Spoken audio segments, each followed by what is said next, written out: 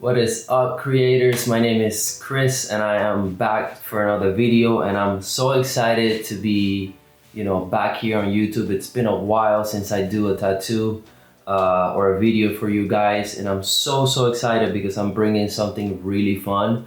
I'm actually doing a piece that I normally don't get asked to do these kind of tattoos, so I decided to do it on fake skin.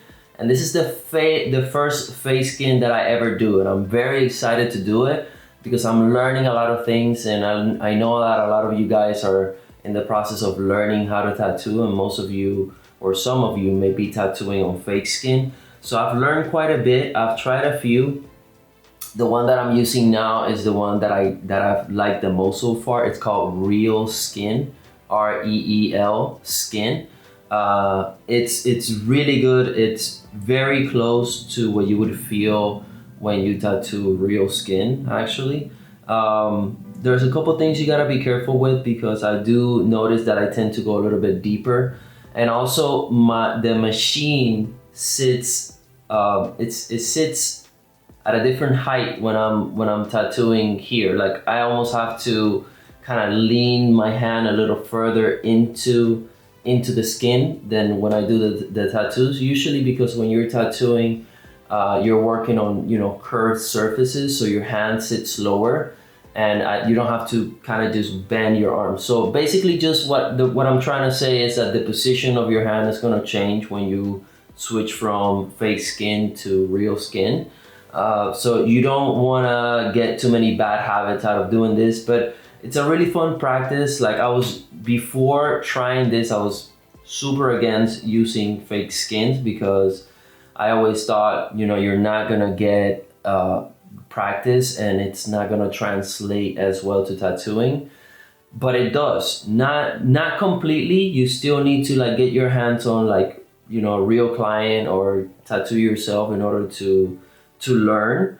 But for the purposes of getting used to using your machine and understanding your tools and learning a workflow, I think it's really great practice. So another thing that I had a lot of trouble with was I was trying to do my best to put the stencil on, and I had a terrible time.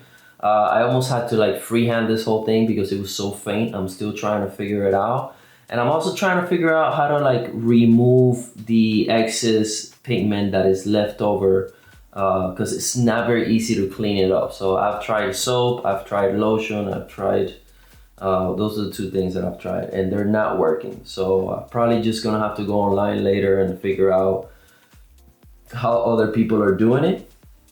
But yeah, for now, we're just gonna go ahead and get started and have some fun. So I'll talk to you guys a little bit through my process, and hopefully I can share some of my knowledge with you. So I hope you enjoy. I didn't share with you guys the process of doing the outline because, like I said, the stencil was barely visible.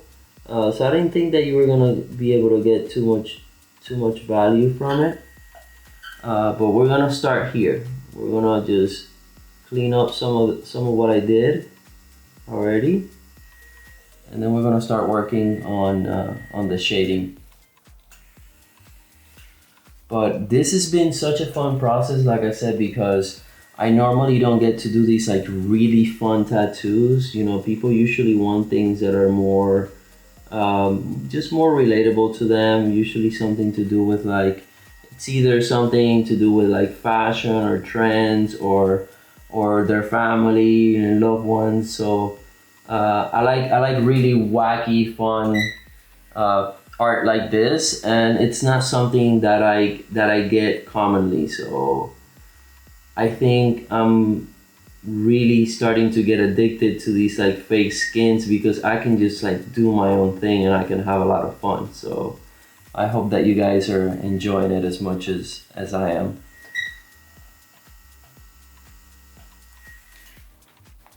So right now I'm just gonna revise. I'm revising a few of these lines that they're somewhat not as perfect as I would have wanted. And another thing that I'm noticing from the fake skin is that it's really easy to go too deep into it. And obviously you don't notice because it doesn't respond the same that it doesn't respond the same way that real skin does, because it doesn't blow out. So when you're tattooing fake skin, make a habit of pretty much staying on the surface of the skin, because you can develop really bad habits and then you can end up blowing out the skin on your clients. So make sure that you're staying on the surface as much as possible, and just go slowly. You don't have to go deeper. You don't have to go deeper to get more pigment into the skin. You can just go slowly, and you'll get the same effect, okay? So just make sure that you do that and you'll be fine. And I'm so excited to do the color on this. Like, I've had so much fun creating this design. I had a ton of fun, and I have a lot of these coming. I'll have a lot more of these actually coming. For the next month or so, you may not see me. You're gonna see this video and you may not see another one, because I'm actually in the process of developing some online courses, which you can actually sign up right now if you want. You can go to TattooSkuul.com, and I'll leave the information below. And right now we're doing a pre-enrollment, so for founding students, you guys can get in, and you can, for one single price, you can get every single course that I'm going to develop. You can get it for one single price. So if that's something that you're interested in, just go ahead and check it out. If not, it's okay. You can just enjoy this video, okay? So right now I'm just cleaning up. I want to make sure that all my lines are uniform. And when I say uniform, I don't mean they all have to look the same. Because I do like my lines to taper, meaning, you know, go from thin to thick. I think that creates a lot of dynamism into the piece, a lot of movement. But you know, I do like to make sure that all the lines look and feel like they belong to the same family. So that's what we're doing here. We're just making sure that all the lines are consistent. That way it all looks like it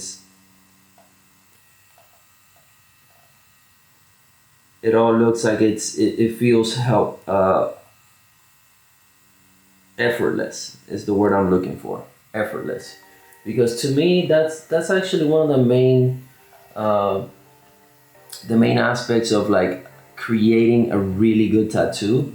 I think what makes a really good tattoo is when people, and I'm not talking about other tattoo artists, because if you're a tattoo artist, no matter what, it doesn't matter how good your tattoos are, you're always gonna be able to see the construction of the tattoo. If you look close enough into any tattoo, it doesn't matter how great it is, even if it's hyper realism, you're gonna be able to see the construction, right? It's the same as like it's the same as like an architect, right? If an architect looks at a building, they're always gonna be able to tell like maybe what materials they used, or what techniques they used, or even an engineer, they can tell what techniques they used to put the building together. But for the average person, right, when they look at a building, they don't see the construction lines, they don't see the blueprint. And that's what you want. That's what's gonna make you a great tattoo artist, being able to create something that the majority of people are not gonna be able to figure out how the hell you got it done. And I think that's the beauty of creating good art.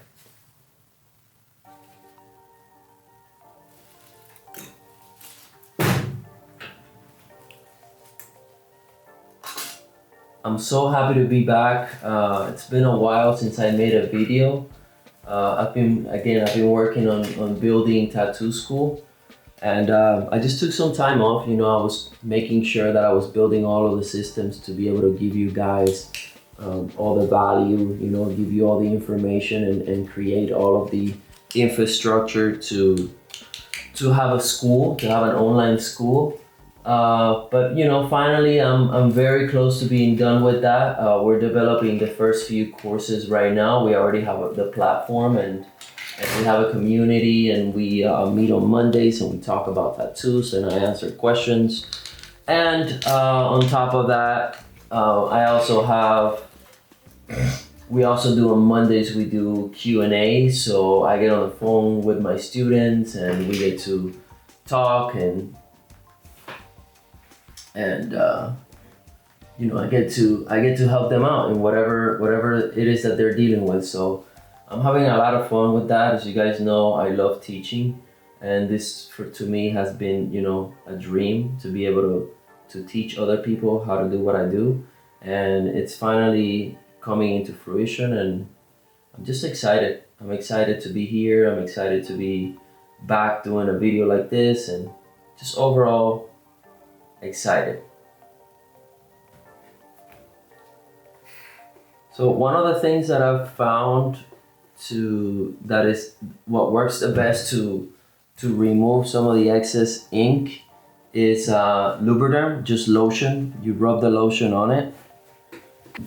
And then you wipe it off, but there's always some that is left over on it. So I haven't been able to quite figure out how to get it off. But when I do, and if I do, I'll make sure to tell you guys. This spot right here, I would probably prefer using a 9, but I don't have a 9.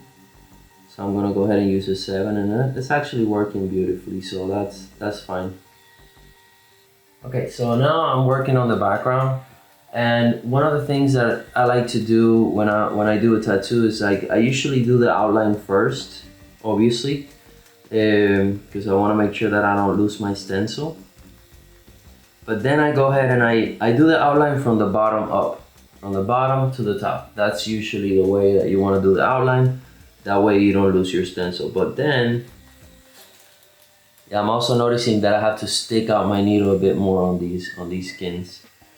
But then I like working from top to bottom, which is what I'm doing right now. So yeah, right now I'm gonna work top to bottom, because that is the best way to work in such a way that you're not staining your colors. Because you can wipe down and you don't have to worry about staining what's on the bottom, because there's nothing there. So do your outline from bottom to top, and then do your color from top to bottom. So that's just like a good rule of thumb to have. And right now, like I said, this is the first time that I do this, so it's all new, and I'm trying to figure it out. I'm seeing if the colors actually translate the same to the fake skin as they do to real skin. So it's all new. It's a very fun process though. And I love the fact that I don't have to deal with, even though I love my client, I love the fact that I don't have to deal with, with their pain and moving and stuff like that. So it's like a nice little, it's a nice little change of pace for me as well. So I'm really enjoying it. So right now what I'm doing is I'm just kind of like whipping out the color. That's something that I like to do just to make sure that I get consistent shading. So always when you're shading, make sure that you're always kind of whipping in the same direction. Try not to cross hatch. Try not to whip in a bunch of different directions, because that's gonna give you inconsistency. Now, if you're working with a liner and you're doing if you're doing like the pepper, the dot work, you can whip and you can cross hatch. But when you're doing color, I prefer to, stippling was the word that I was looking for, I'm sorry. But when I'm doing stuff like this, I do prefer to just like whip it in one direction, because it does give me a much cleaner result. And I'm using a gray, guys, to do the background. I normally do really colorful backgrounds, but I figured, it's a zombie and the foreground is gonna be really, really colorful. So I figured, you know what, let me just throw a little bit of gray in the background, and that's going to just create a really nice contrast versus like all the color that I do have on my foreground. This is also a bit different for me. I normally just put color everywhere. But that's the beauty about exploration. Like I usually, when I'm creating a design, I take my time and I spend hours, just playing around and trying different ideas. And I try different colors just to see which one works the best. And that's really the best way to design something that looks unique, that feels creative. It's, you want to just take your time and just explore, you know what I'm saying? Like that's where you find the best ideas. It's in that exploration. And that's when you end up, coming out with something that is truly, truly authentic. So right now, what I did is I went ahead and switched to a bigger needle. I'm not sure which needle this is. I think it might be a 13. Basically, I just want to be able to like take this background and like whip it out a little more. Oh, I went a little too deep here. I gotta be careful. Another thing that you do want to do, and I just noticed I made that mistake, is you want to feel the speed of your machine, and you want to make sure that you're moving your hand according to the speed of the machine. Because if you move faster than the machine is penetrating the skin, you end up snagging the skin because you're moving too fast. So you're not giving the machine a chance to basically retract and get back out of the skin. So be careful with that. Like I noticed that I'm kind of moving my hand a little too fast for the speed. So I have to catch myself and make sure that I'm doing it the right way.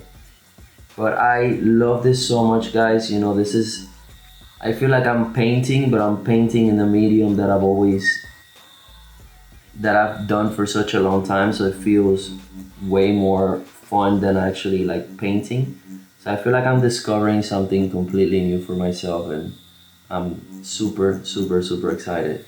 I feel like I'm gonna be doing a lot of these, and they may just become like my new body of work.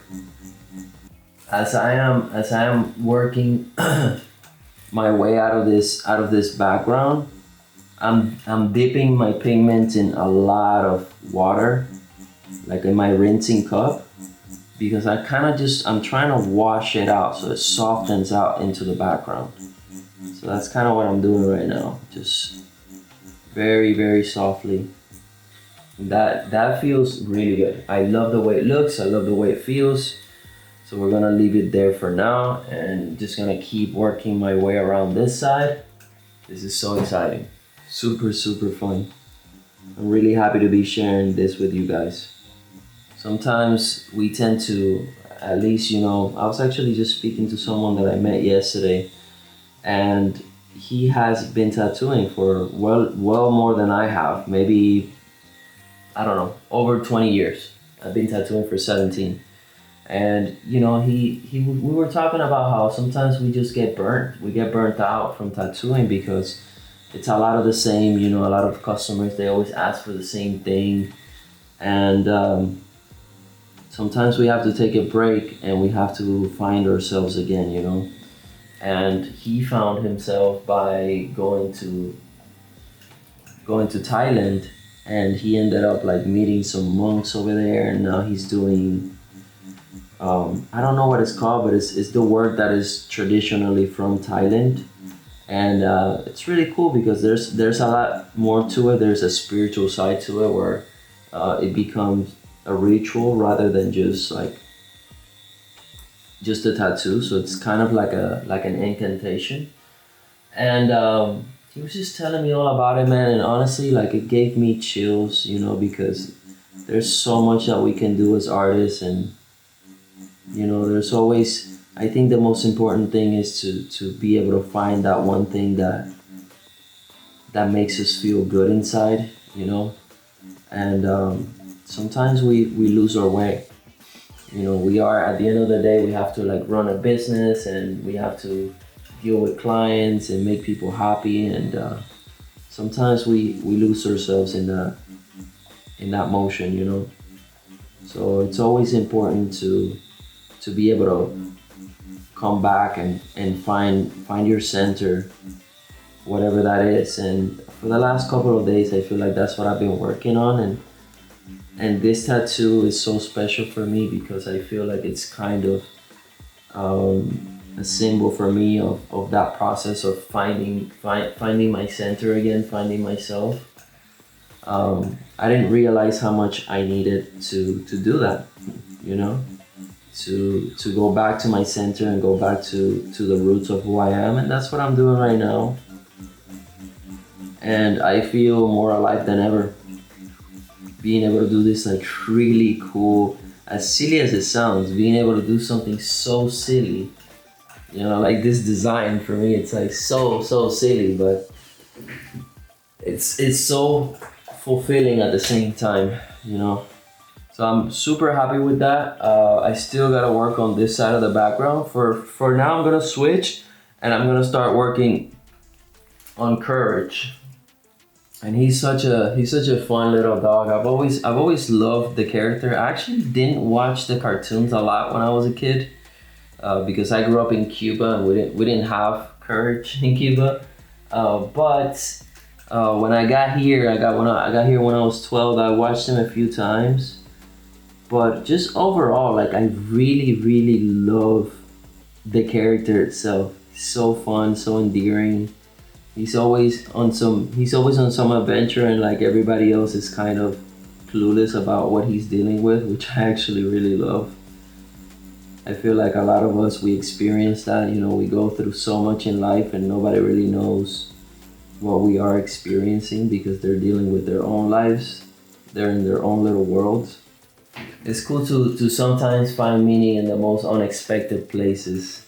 So right now I'm gonna do all of my darks, which is what I'm doing right now. I always go from dark to light, guys. That's just a rule of thumb that I have, because colors, they do stain one another, and I do love keeping my artwork as clean as possible. For me, that is so important. I hate when tattoos come out muddy. That's a big pet peeve for me. So my number one rule is, you know, I want my tattoos to look clean, solid, and overall just colorful. And the only way to achieve that is by tattooing in a very specific sequence that is going to allow you to keep your colors. Sorry, sometimes when I don't talk, it's because I'm concentrated. So I'll get cut off and my brain just takes over. Yeah, so it's really the only way to keep the colors clean, right? And there's many different things that I do to make sure that happens. And one of the things is, like, I make sure that I have 2 rinse cups always in my station, because whether you believe it or not, if you only have 1 rinse cup and you're cleaning cool colors and you're also cleaning warm colors, they will stain each other. So if you're working on a red and you're constantly dipping on a cup that has a bunch of blue on it, your work will get stained. That color will lose its saturation, and it may be something that you don't want. If you're not intentionally trying to lose the saturation, and you do, that sucks. So having 2 rinse cups, it's a really good way to go to make sure that doesn't happen. So right now I'm gonna do all of my black in this area, not necessarily in the whole tattoo, or I may choose to do the whole tattoo, I don't know yet. But I'm really just observing the skin, because I'm noticing that I'm creating a little bit of damage right here to the skin. And again, because I'm not used to doing this, I'm not used to using this medium, I'm just learning a lot of things from it. And I think that happened because I went too deep on the skin, and you don't really feel it. You don't feel it the same way that when you're working on skin. So it's really easy to go and mess it up. And also I think it has to do with the direction that I'm tattooing. I may have switched my direction of the needle right there. And you know, it created a little boo-boo. But so far so good. I'm happy with that. I'm gonna move on to the mouth now. So the inside of the mouth is all black right here. And you notice that I just changed the directions of the needle. That's fine. Sometimes you have to. There's no way around it. But you want to try to avoid it as much as possible, okay? So if you can keep your needles in the same direction, you're going to protect the skin, and you're going to make sure you're not damaging it. Even when you're tattooing on these, like, just imagine yourself like you're actually tattooing on a person. Because again, at the end of the day, if that's what you're doing, that's what you're practicing for. So you have to treat it as if you were, you know, treating a person, right? And skin is very, very, I mean, it is actually, ironically, it's actually very resilient. But it's kind of a paradox. It's resilient, but it can also break very easily. You know, you can go over the skin a bunch of times and be okay. But sometimes, you know, like if you go too many times, it will break. At the end of the day, you're working with a piece of metal. You know, your needles are stainless steel. So if you're not careful, you can really damage your client. You can damage the skin. And the more damage that you create to the skin, the harder it is to heal. The more likely that pigment is going to be rejected by the skin because you have too many pores open. And you know, like the immune system is always going to try to like push the pigment out of the skin. And if you're creating a lot of damage, you're just making the job of the immune system a lot easier, basically. You're helping the immune system do its job. So you want to try to make it hard by being gentle, by not overworking the skin. Especially when you're doing color, because color does require a lot of saturation. So even if you do a perfect job, you're still creating a lot of damage.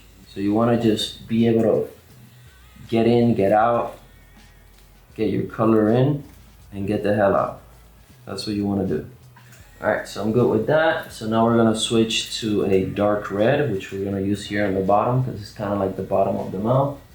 And for some reason, half of the mouth is red, the other half is black. So we're just going to follow along with the reference, and we're going to do what the reference says. And notice how I'm going, guys, in the same direction. And I'm even just pushing in one direction, okay? Super important to be able to do that. Tattooing is a lot simpler than people think it is. But it's just about the basics, you know, it's just doing the basics repeatedly. So getting the basics right and just repeating the process over and over again. That's what tattooing is all about. So you don't have to learn a bunch of tricks. You just have to know what works. And once you know what works, you just have to be able to repeat it consistently. That's the key to being consistent. And part of being consistent is being emotionally consistent. I actually, a few months back, I got the opportunity to work with an incredible artist. I've been wanting to work with this guy for a long time, and you know, I finally had the chance to, you know, get together with him and do some work and work with him, work at his studio. And one of the biggest things that I learned from him, you know, he's a very, very successful guy. And the main thing that I learned from him is the simplicity of his life. And what has really led to his success is not so much his abilities, like his technical abilities or his skills as a tattoo artist, but rather his ability to keep himself emotionally stable. Like that is the biggest takeaway that I got from like working with him. He's overall such a stable guy. And guys, like that goes such a long way. Like you have no idea. When I was younger, I was super trouble. I was always depressed. I always had issues, and it always kept me down professionally because I was always in my mind. It was very hard to create. It was very hard to design because my mind was just always busy.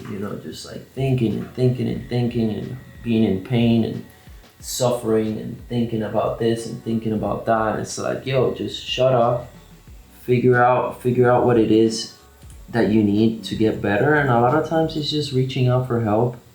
I've done a lot of therapy, which has been essential to my growth.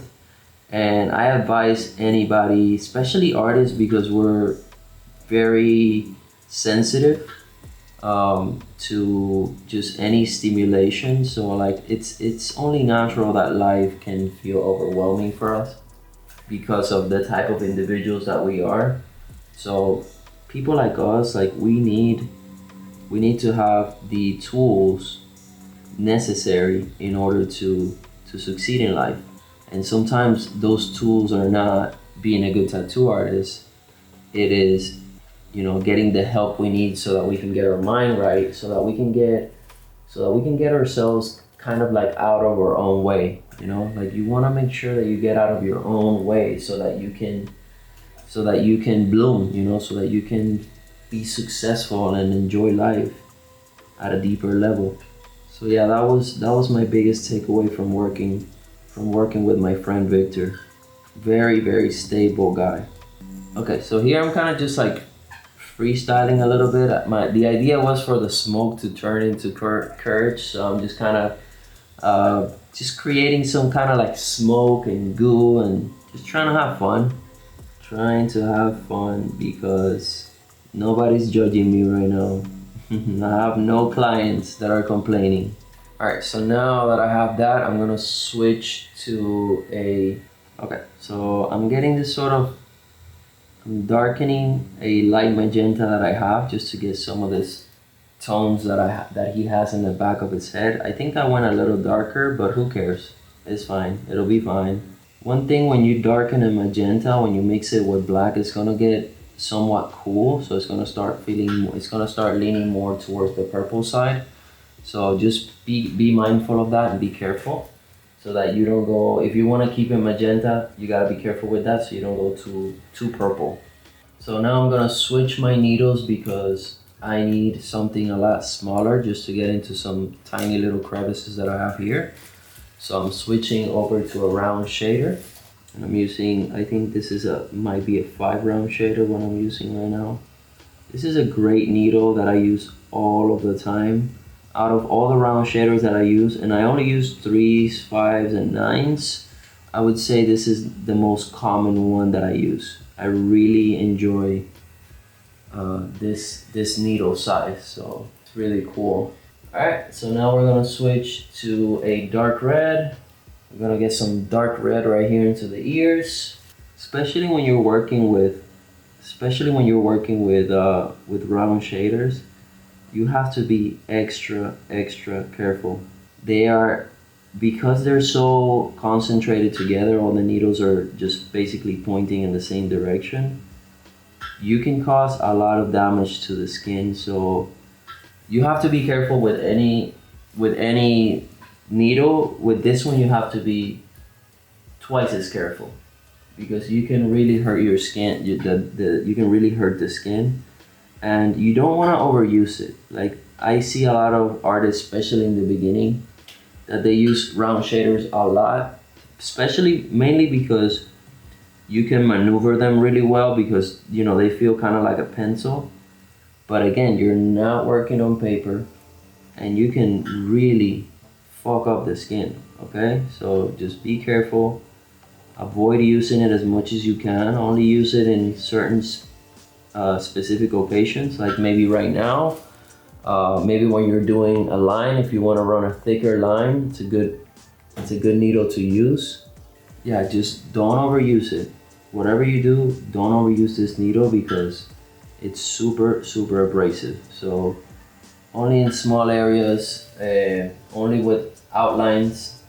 They're great for outlines, obviously like thicker outlines. When I'm running a thicker outline, I usually prefer this needle over my just regular needles because they are abrasive, but they're not as abrasive as round liners. So you can get away with doing some really gnarly lines. You just gotta make sure that you use them the right way and with the right angle.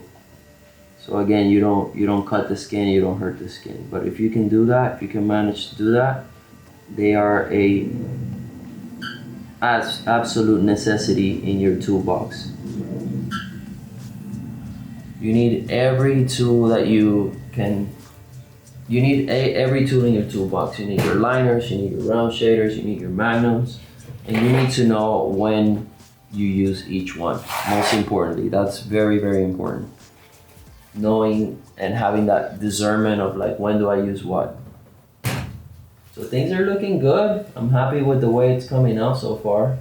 Another thing that I'm noticing on the fake skin is that if you do anything, if you get any inconsistency in your shading, like any patchiness, it'll show it more than on regular skin. Because in regular skin, I think, you know, everything just kind of blends together, especially when it heals.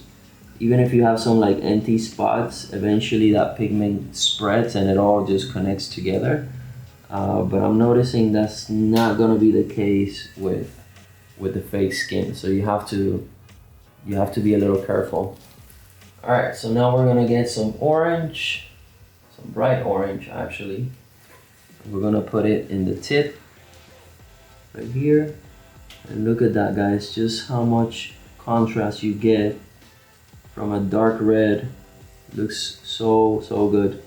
And one thing to note, like when I'm using orange, but I need a shadow for the orange, I usually tend to seek out for like dark red instead of dark orange, because dark orange, when you get an orange and you darken it, it gets really muted, it gets really dark. So one way of avoiding that and not getting that kind of muddiness that you get from a dark orange is you use a dark red as the shadow for your orange.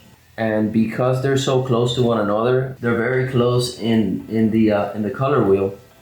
So because they're so close, it feels just kind of seamless, you know. It feels like the natural shadow, the natural shadow to orange, even though it's not.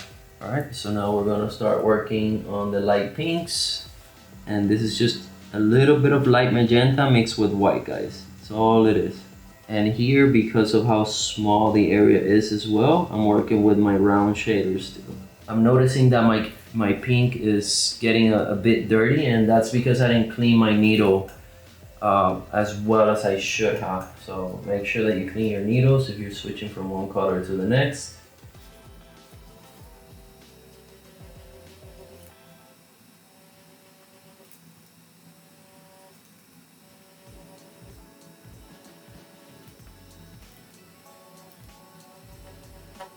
Okay, fun part. This is actually my favorite color. So we're gonna start adding some green.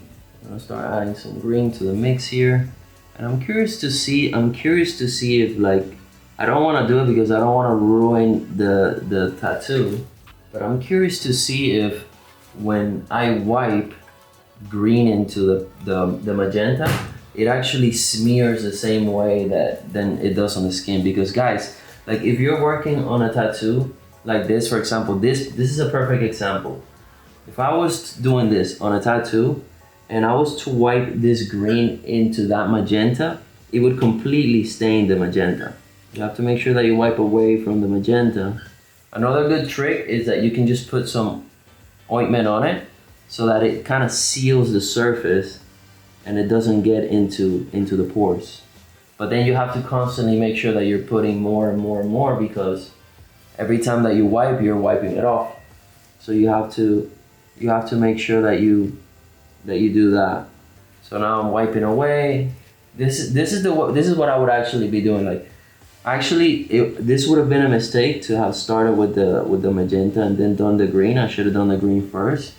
But if I was in the situation in a tattoo, I would be treating it the exact same way that I'm treating this right now, which is I'm wiping away from the area and I'm putting a lot of ointment into the surface before I tattoo, just to make sure that it doesn't get into the areas that I don't want it to get into. So I'm wiping away.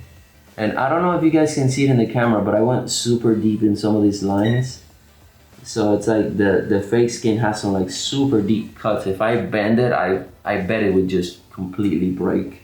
So that's something that for the next one I have to be very mindful of. Okay, so now we switch over to a much brighter green. Still in the same family. I wanted to make sure that it feels just like it is in the picture. So now I'm taking that green and I'm mixing it in with some white, doing some very tight movements. And I have to be careful not to continue to damage the area that I had damaged. Okay, and now just to be safe, I don't know if I would do this in actual skin because it could damage the skin.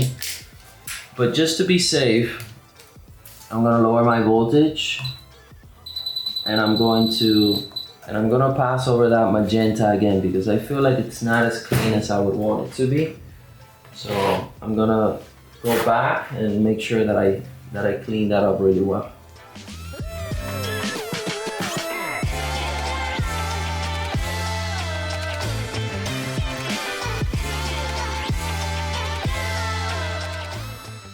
Okay, so far so good.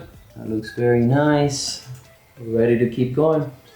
And now that I have this smaller needle here, I'm gonna take advantage of it and just go ahead and work on something that I'm seeing here that needs some attention. I'm switching over to it's basically a dark yellow what I'll be using. Just mixing in my colors just to make sure that I get the right color. And one thing that I do is, like, if you notice, like, I test the colors in my hand before I try them on the skin. But in order to do this, you can't use a battery or a wireless machine when you're doing this because that machine is constantly running. So I actually still like using my power supply and my pedal because I can just turn off the machine, go like that. I can check. I like it, I don't like it, and then that's when I put it on the skin. And that makes such a big difference because you don't have to then waste your time and efforts trying to, tattoo on the skin and then it comes out wrong and you have to basically go over that. So it just gives you like one step prior where you can test your color and you don't have to worry about, messing up on the skin. Okay, so now we're gonna start doing some magenta again. I'm just being really careful here in this spot just to make sure that I don't go over the lines. Sometimes you can speed up, but sometimes in the tattoo you have to slow down and you have to know when you get to do one or the other. And this is one of those moments where you have to kind of just like take your time, slow down, make sure that it looks good. Like I love the freedom on working on this, guys. Like, it's so fun. I don't know if you have used this kind of skin before, but I'm gonna put the information on the description just to make sure that you guys get it because it is incredible. Now, it is a little pricey. I gotta say that, like, I think it was like $70 for 5 pieces, which, to me, it's kind of a little steep, but it makes total sense, guys. Like, it makes sense to buy it because you're getting such a good product. And if you do a really good job on these pieces, it's basically like having a canvas, you know what I mean? So think about it as like buying a canvas, they're not that cheap either. To get a good canvas, you gotta spend, let's say you're getting a canvas this size, you still gotta spend like 20-30 bucks. So you might as well spend the money on these because it is totally worth it. I'm having so much fun doing these. And always keep in mind, like, you know, this tattoo, for example, especially this area, is basically a flat tone, what is on the reference. But you always want to play around with it, and the more gradients you can get into your tattoo, the better. Because it just creates more volume, it creates more, um, just more dimension overall, and it resembles more what life actually looks like. Like when you look at things, you know, it's never really just a flat tone. There's always these like gradients of color. So if you can mimic that idea on the skin, even better, guys. I had to switch over to a round shader here because I want very sharp edges. I had to make that switch. And now while I have this needle, I'm just gonna go ahead and try to knock out everything that requires this needle, so I don't have to be switching back and forth. Round shaders are really good for these cases right here. Exactly what I'm doing right now, where you're just kind of edging things and making sure things look really clean. That's what round shaders are really good for. This is where they shine.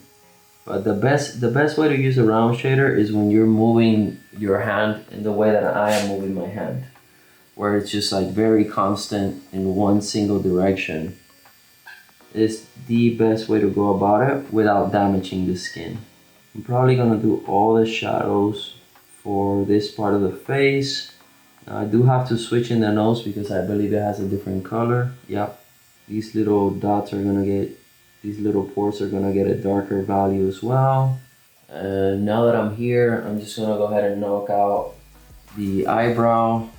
And a lot of these sections, they have two colors. They have the shadow and then they have the light tone. So I'm doing the shadow first, and then I'm gonna go ahead and do the light tone. I love doing cartoons because they look so fun on the skin, but they're also just really easy to do. Very not easy in that way, but it just, there's not all the pressure of like doing realism. I think realism and portraits and stuff like that, they are a lot more demanding from the artist, which is okay. You know, I do them as well and I do enjoy it. But I feel like when I'm doing things like this, I get to really just like enjoy the process of tattooing, and you almost get to relax. You know, it becomes like this sort of relaxing experience where you're just working with your tools and you're not stressing. You're not as tight, you know? And that's always nice. So now we're gonna do the light side with a bright red. And actually it's a little bit brighter than just a regular bright red. So I'm taking the bright red and I'm dipping it into actual some light magenta and then a little bit of white. And it's just gonna get a little brighter for me. Very cool. I love how it's coming out. I love this color that I'm getting. It's like it's almost like, it's between red and magenta, but it's like a hot pink, you know, like very hot red with a tiny bit of white. It looks very good. You guys are gonna see it when I clean. You're gonna be able to see it very well.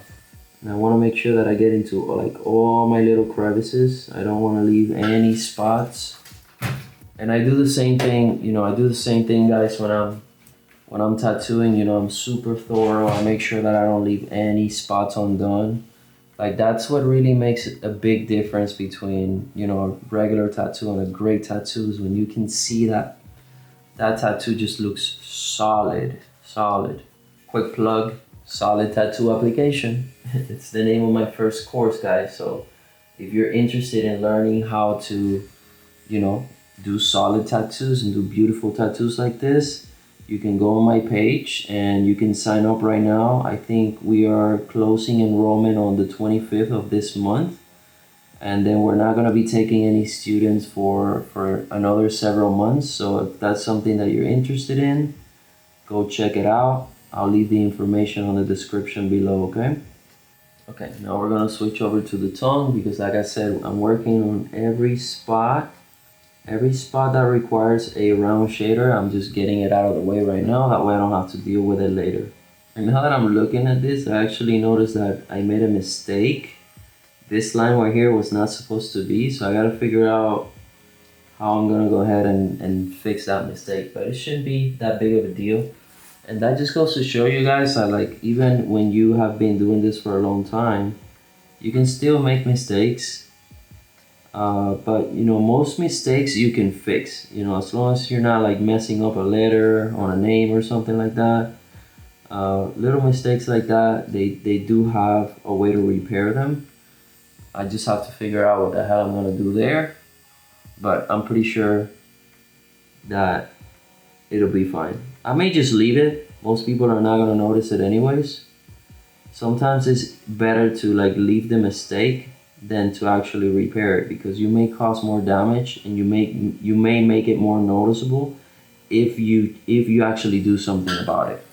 And perfect example of that is like not too long ago, I did this really cool tattoo. It was a Futurama. It was a Futurama theme, and when, you know, it was long hours. I think I was doing like 10, 12-hour sessions. And when it came, there was a section where I was doing like the building, the Planet Express building, and I misspelled it. I misspelled Planet Express and I put Planet XPs. Instead of an R, I put two E's. But you know, when I was discussing it with my client, I was like, hey man, I'll be honest with you, like it's better to leave it off, like to leave it like that where most people are not gonna notice, than to actually do something about it. Because if we do something about it, what we're gonna do is we're going to just bring more attention to that spot. So sometimes, you know, you gotta just like cut your losses and realize you make a mistake, and you know, we're only human and we try not to do it again, and that's it. And he was fine with it. He actually, you know, loves his tattoo and he's walking around with a Planet XP's. But the tattoo is so badass, guys, that like it doesn't even matter. It's so small, the mistake, and you have to like really be trying to like scrutinize the tattoo in order to really see the problem. You know, it's just like, man, it's not worth it. The solution would make more damage than the mistake itself. So we just left it that way. And he's walking around with Planet XP's.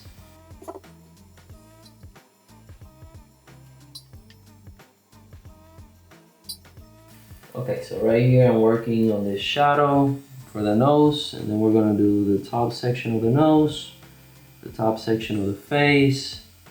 We're gonna get into the eyes and the eyeball as well. We need to do some grays in there as well. Yeah, so I'm gonna go ahead, actually, you know what? I'm gonna do the top section of the face first, because I'm gonna do some gray later on the eye, and I don't wanna stain that gray with my pinks.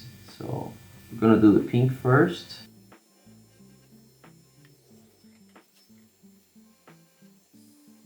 One thing that I noticed, guys, with fake skin, and I think I spoke about it earlier, is that just my hand sits completely different on the skin itself.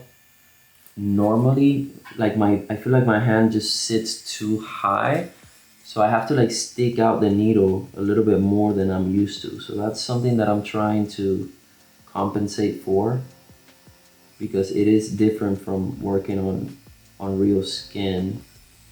But I think it's really just the position of the skin itself, because it's sitting on a flat surface and people are not flat. So it does take some getting used to, and I feel like I'm forcing my hand more than I would normally. But I'll get used to it. I'm having a good time anyways. So we'll make it work. This is one of those tattoos that I would love to have somebody do on myself. I've noticed the tattoos that make me the happiest are the ones that have some type of comedy on it. And if you met me, honestly, you wouldn't think so, because your first impression of me, if you were to meet me, is like, oh, this guy's so serious. I'm always very serious, kind of like I'm kind of austere, to be honest, for the most part. But I think this is where, you know, when I'm creating my artwork, I think this is where I bring out my my fun side, you know, the part of me that's like still a kid and is still joyful and just likes to have fun and laugh and have a good time. But it's such an irony, like I'm doing this piece right now and I'm looking at it and I'm like, man, this is not what you would expect when you see me on the street or when you meet me in person. Because I am pretty austere. But what I like to say, I'm just focused. When people say, "Are you mad?" I just say, "No, I'm just focused." Because I always have my eyebrows furrowed, and a lot of the times it's not that I'm upset. I'm just really either thinking about something. I'm in my head. I'm focused. Even my daughter tells me that I'm always serious. Maybe I have to do more tattoos like this so I can lighten up.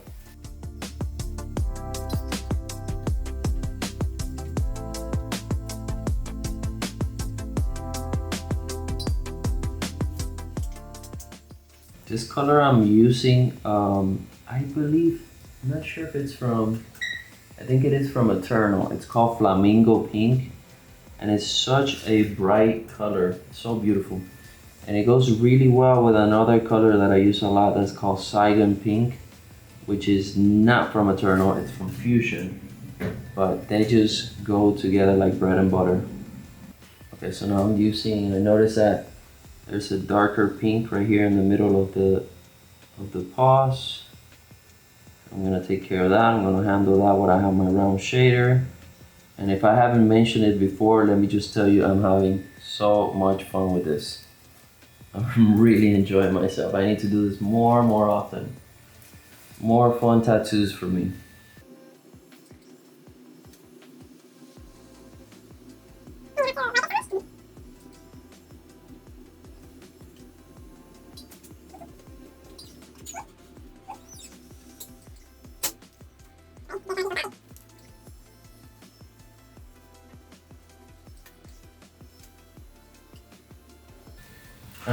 Another quick trick that I want to show you, like if you're also not sure about the color, you can just like lightly graze the skin and the color won't go all the way in. So you can just like lightly graze it, and if you don't like it, you can always just go back and adjust it. So you're not tied to a color just because you gave one pass on the skin. But I'm happy with that. I love the value of that. It matches perfectly with my reference, so we're gonna keep that color. Okay, and since we're here and this is the top of the tattoo already, I'm just gonna go ahead and start putting in some of the whites in the eye.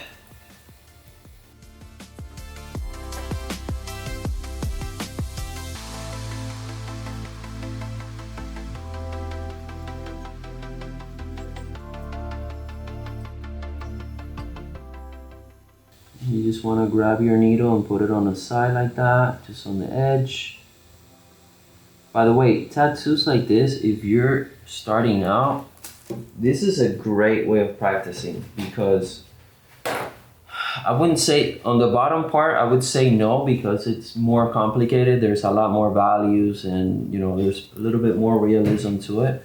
But these illustrations, like these cartoons, guys, they're so good to practice because you're basically just practicing outlines, and you're practicing how to put in color and how to just be clean with your process. So take advantage of like this style of tattooing, because you can learn a lot from it. And not just that, like people actually love this. From my experience as a tattoo artist, people love getting tattoos of anything that reminds them of their childhood. Given that they had a good childhood, of course, but you know, that's the majority of people. Most people, they do look back at childhood with fond memories. And yeah, like these are great tattoos to do as a beginner, but they're also great tattoos to start monetizing. So if you're just starting out and you want to make some money and you're tattooing, these are great tattoos to like learn and market. There's really not a lot to it. It's just lines. Like I said, it's just getting the lines right, getting the colors right, Obviously, you gotta make sure that you understand how to work with the skin and you're not damaging it, you're not overworking it. For the most part, it's relatively a very easy tattoo to be a beginner and to get started. This is a great way to get in the door. And that's what I recommend to my students too. Like in my classes, these are the very first tattoos that we're gonna cover. Just because you can learn so much, and they don't require so many skills. So if you go to tattoo school and you sign up, I'm going to teach you how to make all of these tattoos. I'm going to show you all the foundations behind what I do, why I do what I do. I'm going to teach you to understand how to work with the skin, how to work with the tools. I'm going to teach you how to use the right needles for the job. I'm going to teach you how to mix color. I'm going to teach you how to just like not just mix the right color, but also like how to create a good workflow so that you understand the entire process. And I'm basically just going to share everything that I know in a series of courses that I am creating. So if that's something that you're interested in, go ahead and check us out. We're only going to keep the doors open until August 25th. After August 25th, the doors are going to be closed, most likely until December. We're not sure yet, but we're going to be closed for a while because we got to develop all of the courses, and that's where my time is going to be allocated. So, but it's a great community, guys. You're gonna have access to like talking to me in the community. You're gonna have access to the live Q&A calls where we can get together and we can answer your questions.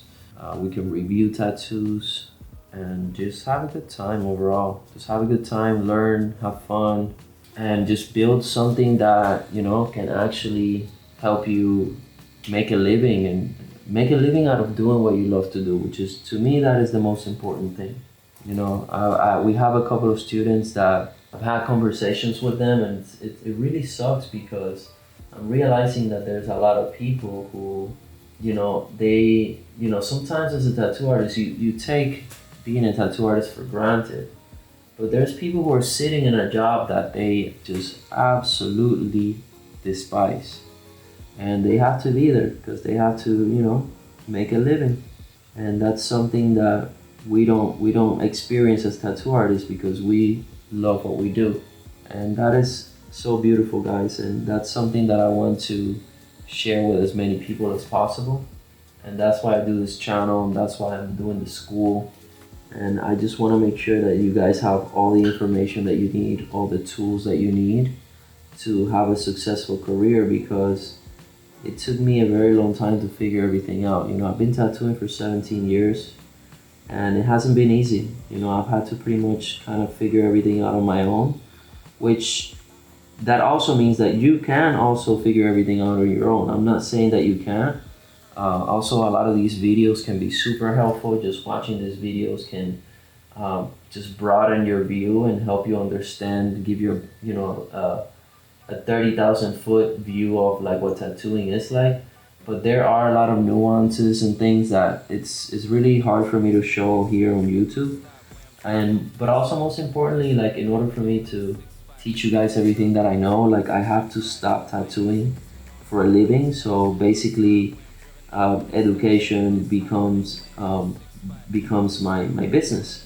I wish I could kind of just give out all the information for free, but it takes a lot of time, it takes a lot of effort to create the videos, to edit them, to put a team together, to make sure that you guys have the best education possible. And that's why I try to give out some information here for free on YouTube. But there are some things that unfortunately we cannot give away because we have to pay our staff, we have to, take care of our lives as well. But if you support us and if you join the school, we will support you and we will help you develop a successful career, which is I think that's really my focus more than just like being a good tattoo artist. Is I want artists to have a successful career, because you can be a good artist and you also can be not making money, because I've been there. I've been in a position where I was doing incredible tattoos, but I wasn't making money because I wasn't monetizing my tattoos in the right way. So all those things we're gonna discuss and we're gonna talk about in Tattoo School. And I would love to have you guys, some of you guys, whoever is interested and whoever is taking this seriously, I would love to have you guys as part of, my community. Another thing that I experienced when I started tattooing is that it was very difficult to get help from other artists, and not because they weren't willing to. I think artists are very open to share what they know. The reality is that artists, when you are a full-time tattoo artist, you're just busy. It's really hard to take time and sit down with somebody and just teach them what you know. That was something that I experienced a lot when I was a young guy and I was getting into the industry. It was like, man, nobody's willing to teach me.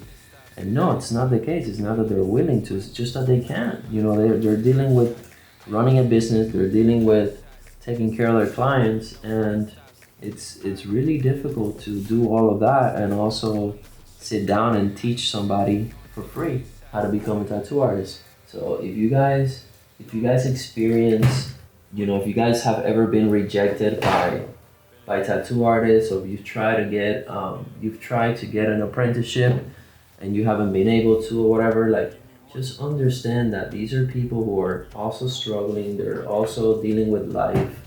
They have personal things. They have their businesses that they're running, and just taking the time to teach somebody just requires a lot of focus, a lot of time, and they simply just don't have the bandwidth to be able to do that for you guys. So that's why a lot of people, when they go get an apprenticeship, many times they get rejected, and it's not because their work is not good or whatever. It's simply because it's too much effort for the artist.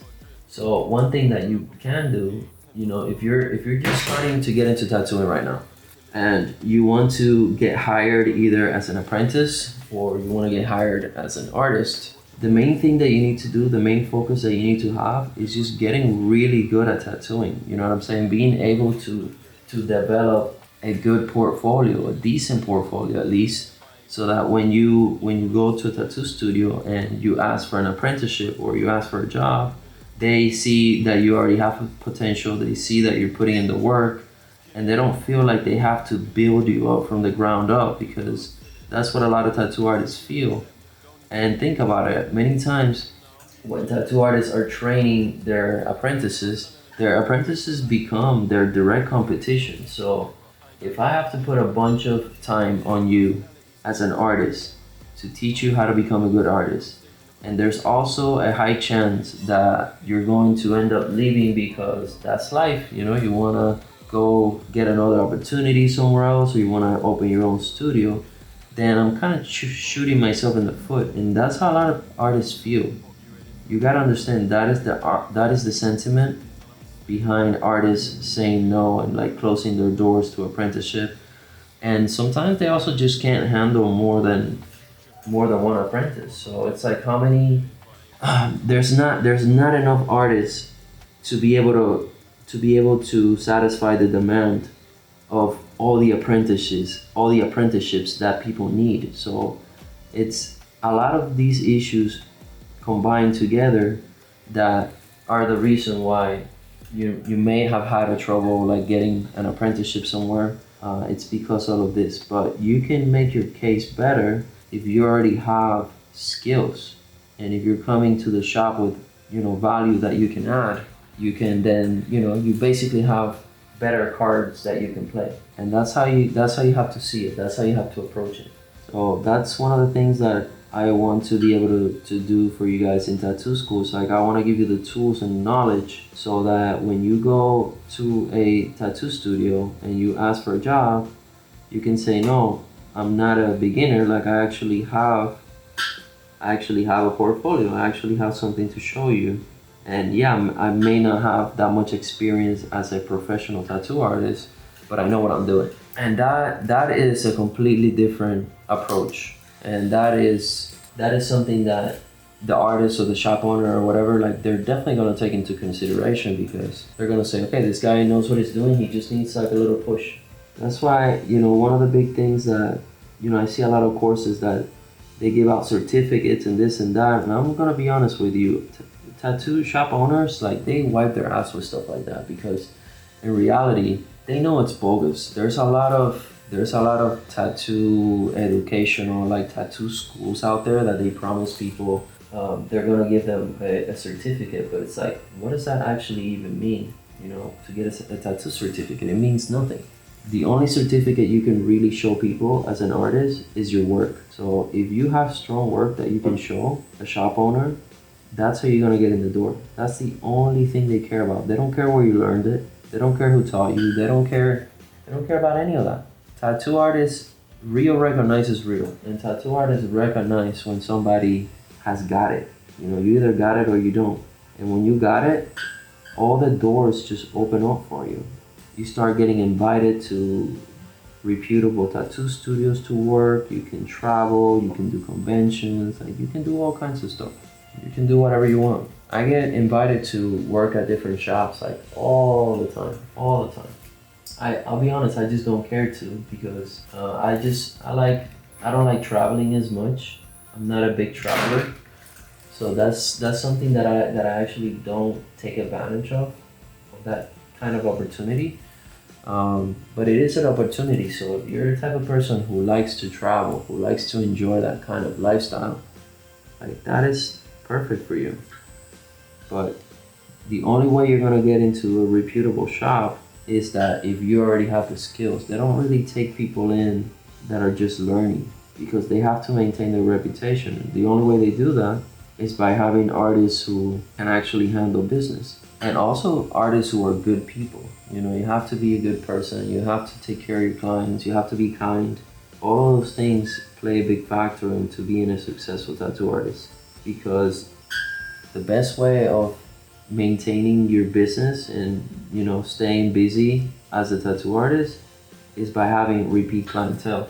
So if you're being an asshole, if you're not taking care of your clients, if you're not showing love to them, trust me, they might get a first tattoo with you, but they're not gonna come back, because there are so many artists out there who are so good and who are so kind and who are willing to go above and beyond for their clients. And you have to be one of those people. You have to become one of those people that it's not just like, oh, I want to do a cool tattoo, but it's like you give people the experience of meeting you, because you're so affable and you're so kind, and you're somebody that is joyful to be around, or at least pleasant to be around. These are important factors, and I think a lot of people they do neglect them, and they think, oh, I'm just gonna become a great tattoo artist and that's that. And it's not just that.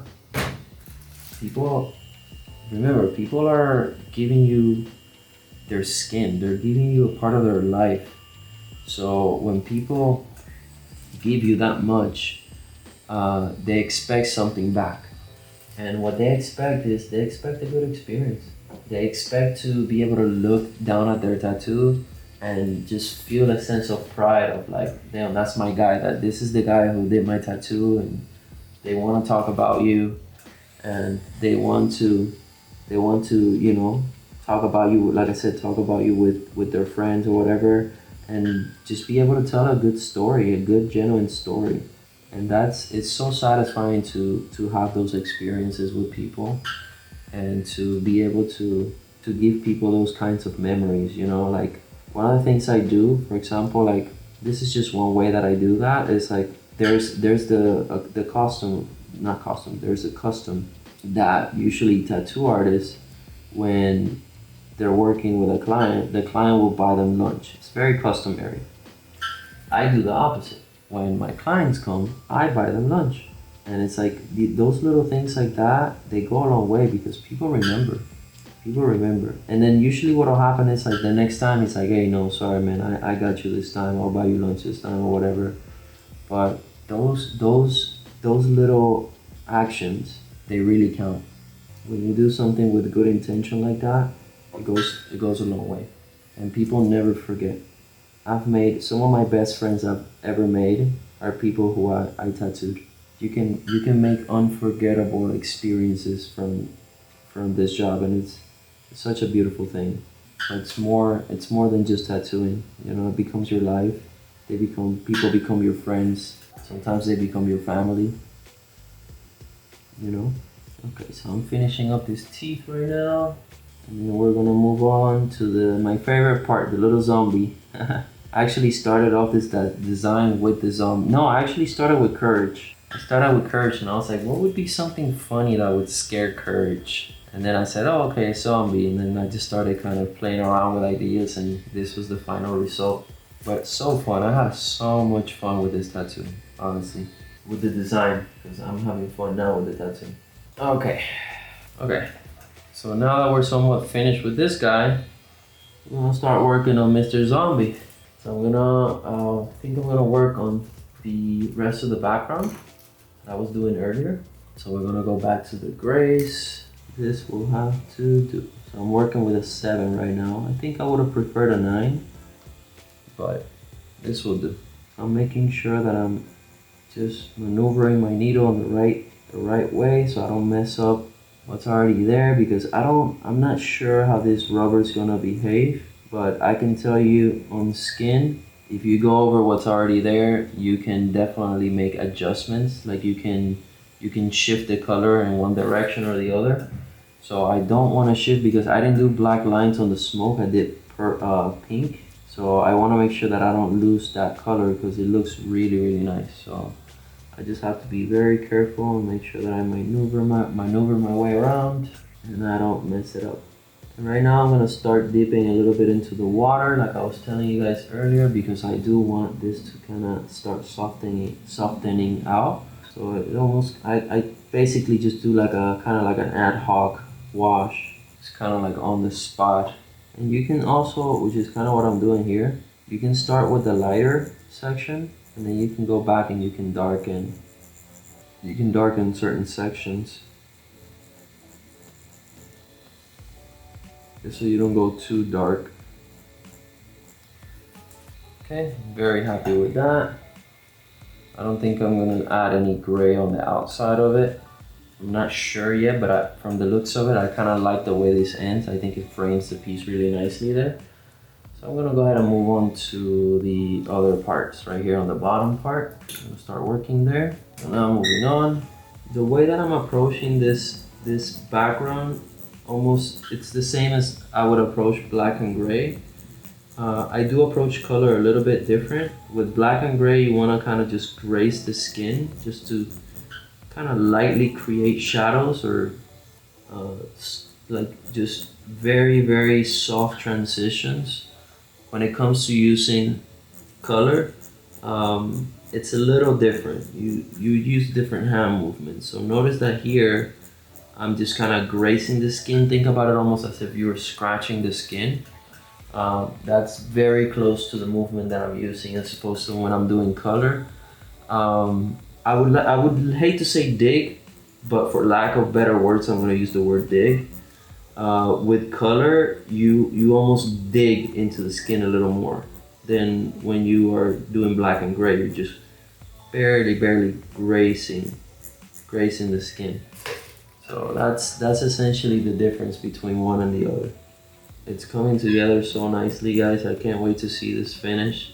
I hope you guys are enjoying it as much as I do. And if it's your first time on this channel, I've actually been talking like if everybody who's watching this already followed me, but if it's your first time in this channel and you like what you're seeing and you want to see more videos like this, just make sure that you subscribe. Make sure that you subscribe to the channel so you can be up to date with it. And you can watch the stuff that we put out. I hope you guys are enjoying it. I'm having a great time.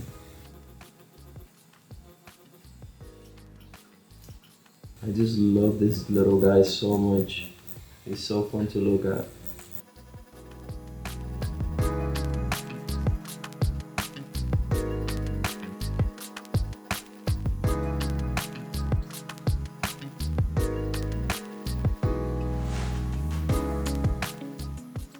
And I'm gonna start again, like I always do, and I always keep telling you guys, start with your darks.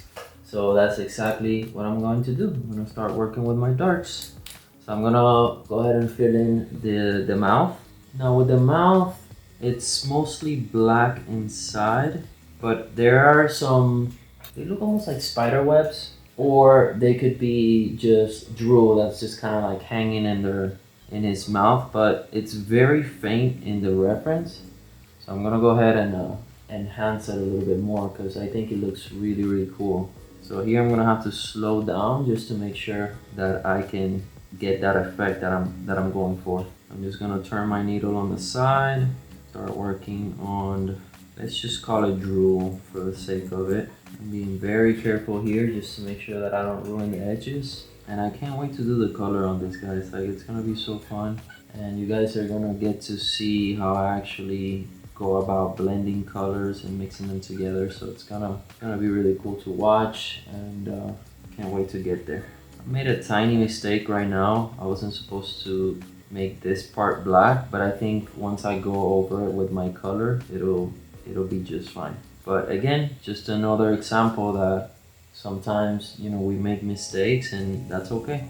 So don't expect to be perfect when you're doing a tattoo. You want to try to do your best and stay focused, but it's okay. You know, sometimes you will make mistakes. It's all about what you do after the mistakes. You know, how you get over those mistakes and how you fix them. And sometimes they're very easy to fix. You just gotta stay calm and trust that you know what you're doing, and just keep at it. I'm using the edge of my Magnum here. I'm also using a small Magnum. This is something that I could use a round shader for too as well. So I'm kind of risking it here by using my Magnum, but I'm gonna do my best not to mess it up. There you go. I think that's more than enough.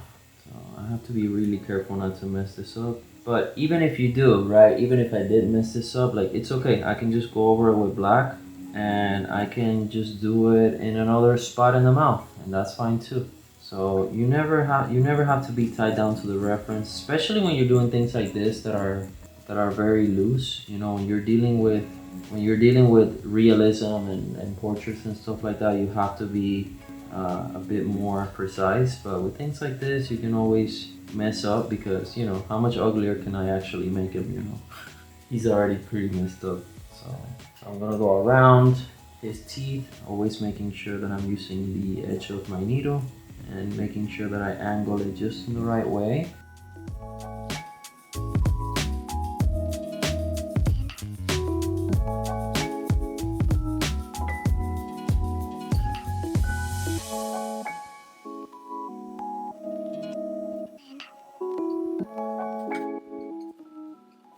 There's another one here, but this time I'm not gonna risk it with this needle, so I'm just gonna go one step down to a smaller needle, just to make sure that I don't mess it up, because I really like the way that looks on the mouth, and I don't want to lose it. So I'm gonna do my best to make sure that I have that effect.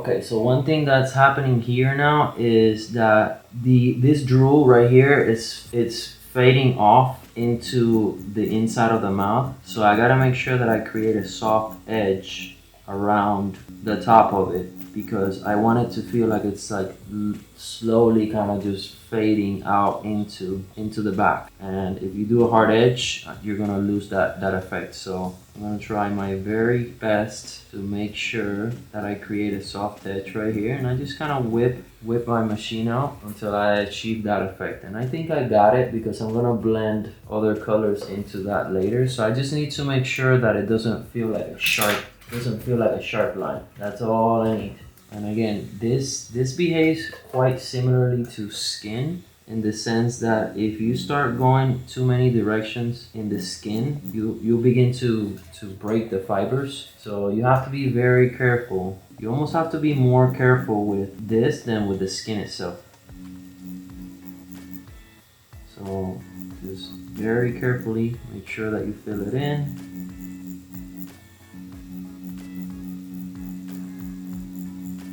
It's also very easy to like dig into the canvas, because you know it doesn't really react to the needle. So if you're not careful, if you're not paying attention, it's very easy to go super deep into it. So just be mindful of that, okay? All right, so I'm happy where I'm at right there. I like that. I'm gonna grab a smaller needle, and then I'm gonna start edging the top of the lips.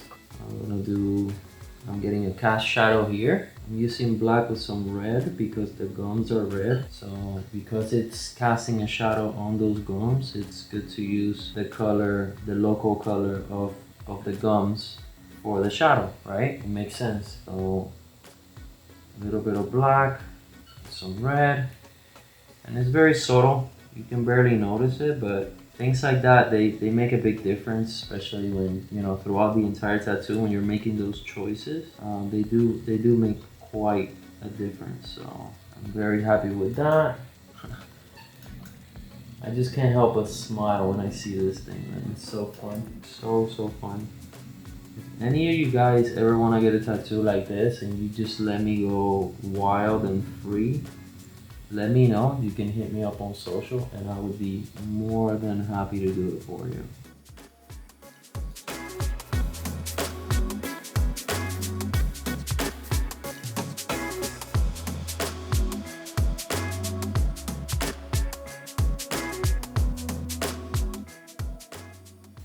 So fun. I feel like a little kid doing this. And what a good feeling. What an amazing feeling to feel myself, you know, to feel like who I am by doing these pieces. You know, they kind of, for the last few months I was feeling a little bit lost. Not so much lost because I didn't even realize it, but you know, I lost a little bit of focus from tattooing into other endeavors, because, you know, like as you guys know, I'm building TattooSkuul, and that just requires a different type of attention. And I had taken my attention off of tattooing for some time, ironically, to build TattooSkuul. Just because I had to build the systems and all of that, and I finally feel like doing this piece, it just feels like I'm being myself again, and it feels amazing. Alright, so I'm coming in with a dark red right there, and then that's gonna blend into a lighter red, but for the most part it's gonna stay dark because we're still kind of in shadow here, so we're gonna keep it kind of dark. So you notice I went from black to a very dark red, and then finally like more of a mid red, and now kind of a medium red, and that's where I'm gonna finish, because there's no light that's hitting the gums. So for the most part it should feel somewhat dark.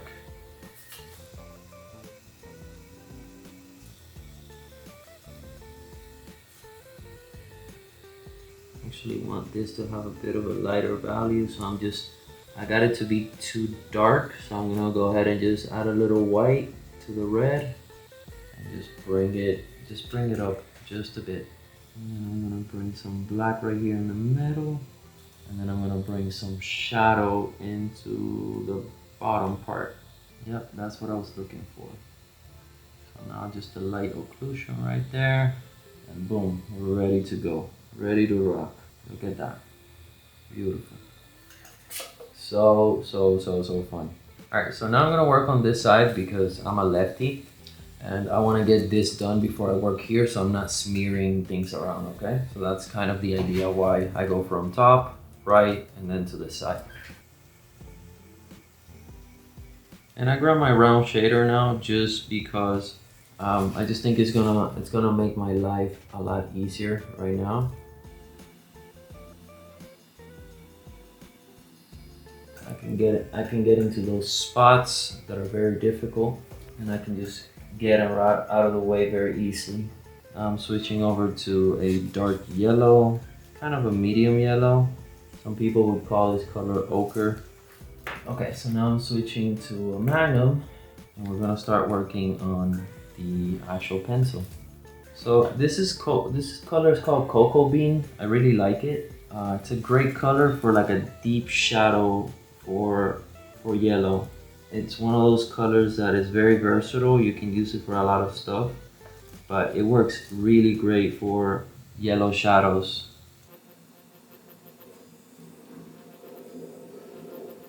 It's basically like an orange that has been super desaturated. That's what it is. And then I'm switching over to a lighter value that's gonna blend really well with this color. You can see right there. And I'm gonna just blend it right into what I'm doing. Look at that. That looks super cool. And then I'm gonna grab a lighter yellow. It's still not quite yellow. I would still say this is part of like the shadow of a yellow, but just a lighter value. Overall, just a lighter value because I want to start.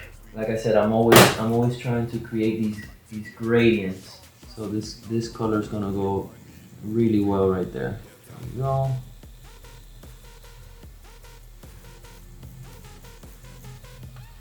Beautiful. Actually has some letters written here, which you know what? I may just do them. I might just go ahead and freehand them now that I have the time. Uh, uh, this is gonna be tough. This might just ruin this tattoo, but what the heck? It's not on anybody's skin, so let's go for it. Let's go for it. Why not? So I wanted it to say here, follow your heart, because that's just kind of how I was feeling, and I'm gonna do my very best to not fuck it up. Not the best letter person in the world.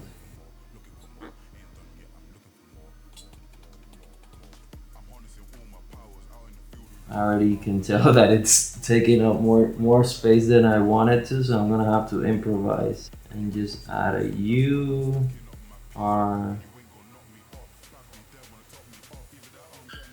and a tiny little heart. Ah! And I made it. It's not what it looked like on the reference, but hey, at least you get the message, right? There you go. Back to the rest of the pencil. We're gonna start now. We're gonna start now with the brightest color that I used down here. Basically what I'm starting with. And I'm also gonna create another gradient that's going down, because that's what you want. Whenever you're doing any kind of realistic illustration or just realism in general, you wanna work in gradients, okay? That's very important. You don't want the colors to just be flat on the skin. You want those colors to blend. You want those colors, I'm sorry, to create this sort of transition.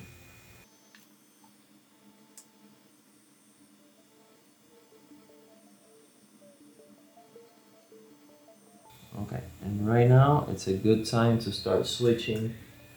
Actually, I'm gonna add this color to this side right here.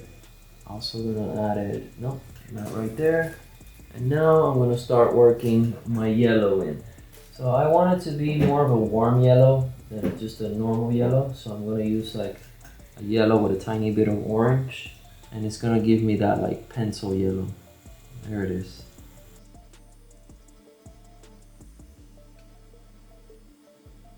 There it is. And as you guys can see, I'm losing my letters, which is something, this would actually happen when you're tattooing skin as well. This is very common, but it's okay. You can always just go back and you can finish, you can redo the letters later, but it's good to just have them there, you know? What I would do, which is what I'm gonna do right now, is I would grab my needle and make sure that when you're doing it now, when you dip into your black, you gotta almost dry the needle. The needle has to be almost dry because if not, it's gonna spill over and it's gonna cause a big mess, okay? So just like dry your needle a little bit and then go back and redo it. That just means you may have to re-dip a few times.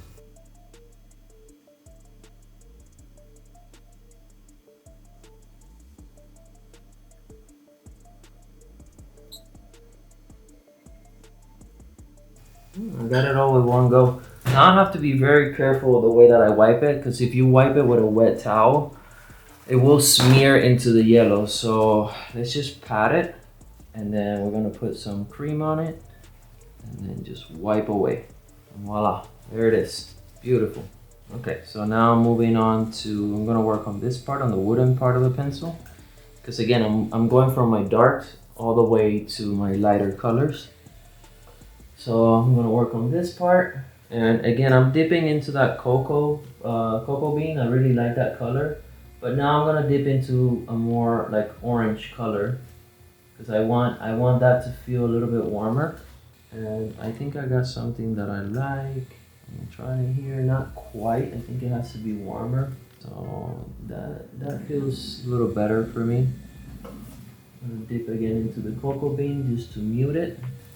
And I like the color that I have. I think it's a little dark, so I'm just gonna put just a tiny bit on this edge, and then I'm gonna start making it lighter as I come down.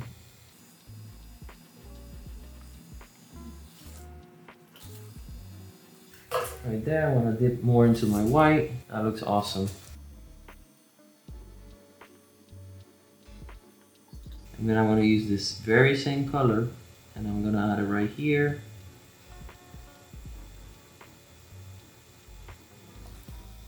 And I'm gonna get a lighter version of that color. And I'm gonna add it right there, right here. There you go, that's looking beautiful. I'm gonna grab the same color, add it right here as a shadow. And then I need something just a bit brighter. So I'm gonna dip into my white again, and then that's gonna go right here. That looks super nice, I'm happy with it. I'm just gonna brighten it up a bit more now for my highlight.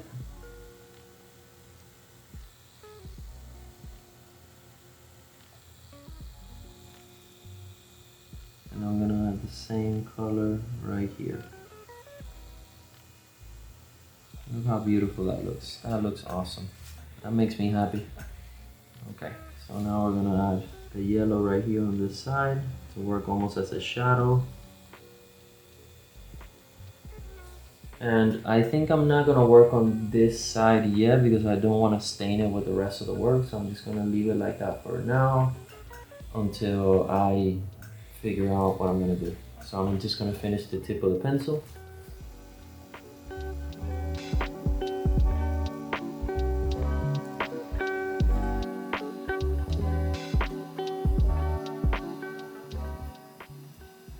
And finally, I'm gonna add a white right here. Almost like a yellow white.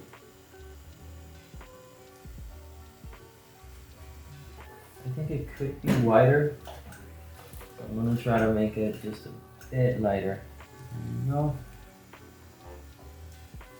I think I may have gone over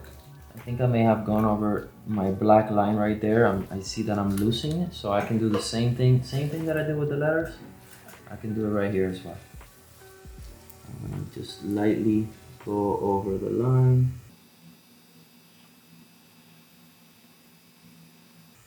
Just to clean it up. And then this part, I'm gonna leave it blank because I gotta finish this side before I work on this. So cool. Very happy with that. I'm gonna make some quick adjustments to, I feel like I need like a darker color right here just to create a little more contrast. So I'm just gonna add a darker value there. Just gotta be really careful so I don't stain the rest of my work.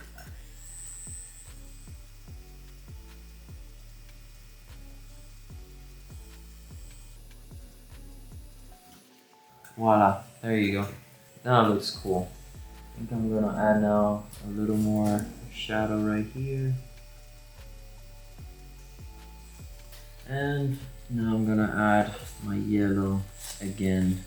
So, and this will happen sometimes in the tattoo as well, where you go over a part, you kind of didn't make it as clean as you wish you would have, so you have to just go back and just give it another quick pass. You have to just kind of adjust your machine so you don't hurt the skin.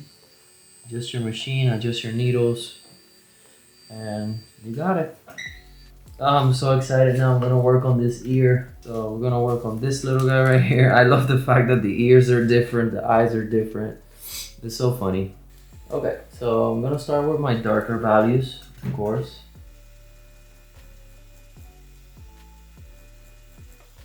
So I'm using a dark green right here. I'm just creating that hole inside the ear. So I'm just building that shadow. And it's very, very important when you're doing stuff like this, you're not just copying the reference. You have to make sure that you understand the form, because if you don't know form, sometimes you'll just make mistakes trying to copy the reference. So understanding form and how 3D form works on a two-dimensional plane is super, super important. So make sure that you guys are studying up on 3D forms, because that's gonna give you a leg up when it comes to doing your tattoos.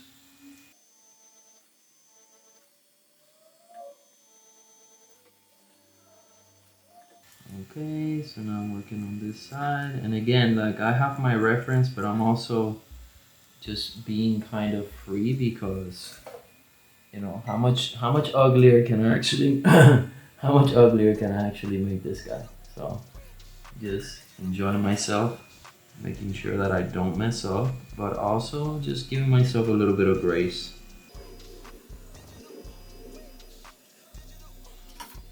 There's something interesting happening here. I'm leaving this edge on the bottom because I think I want to add like a little highlight there. I think that would be cool.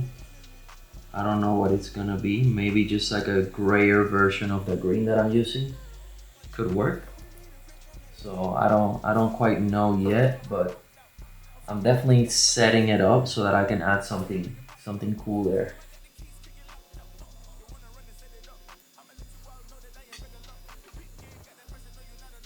Okay, so I'm just like slowly shaping the uh, the ear.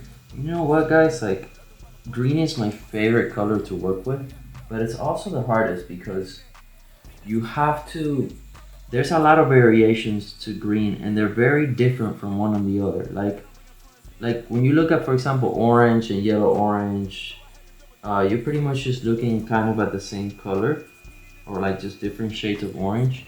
But there are so many different shades of green, and when you work with green, if you just use one green, things tend to look kind of fake, because green, we're very familiar with the color. It's all around nature, and if you misuse it, the eye will pick it out right away because we're so familiar with the color. So it's a really difficult color to use, because you have to use many different variations of it to make something look green and also like feel kind of natural, if that makes sense. So, but once you get it right, like, green just looks so good. So that's basically what I'm doing right now. I'm just taking my time with the green because I have a bunch of different greens in my palette, and I just want to make sure that I kind of bounce around the different hues that I have of green, so that I can get something that feels natural in the skin. Come and wake up, gotta push that, yeah. Here's a little secret that we both know. That I'm bringing funds in by the boatload. And I got this whole game in a chokehold. So I had to double down, cause it's so. Alright, I'm winning again. I might just need an advance. So right now, for example, this green that I'm using, it's more towards the yellow side. So it's like a yellow green. It's like a shadow of a yellow green. But later I'm gonna use one that's more of a cooler green. And you'll notice the difference, and you'll notice how they just work together so well.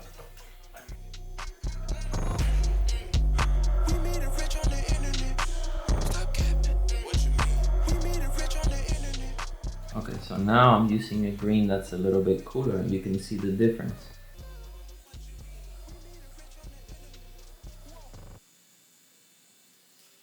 And this is getting really messy. I hope that you guys can see it well, because I'm having a hard time seeing it.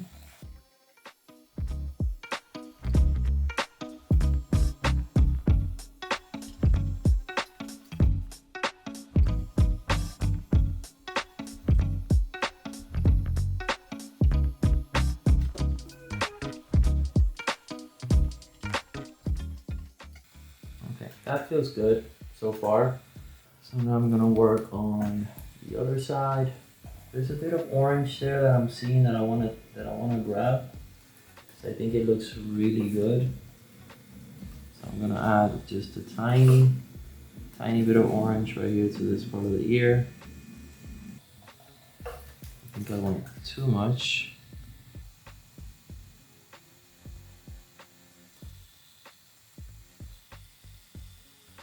But we'll see how we can fix it.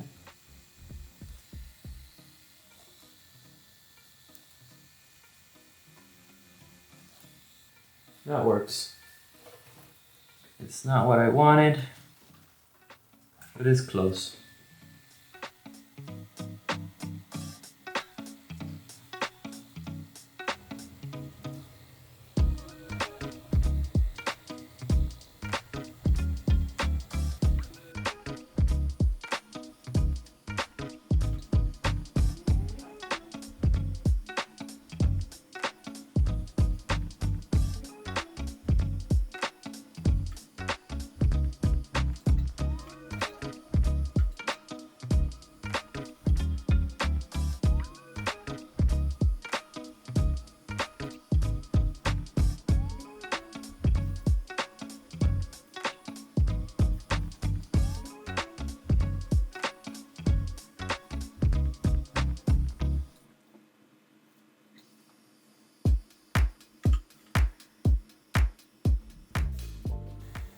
Okay, so I'm being super careful because it's really tight in here. And I'm trying to avoid as much as possible using round shaders, because as I was telling you guys earlier, round shaders can be quite abrasive.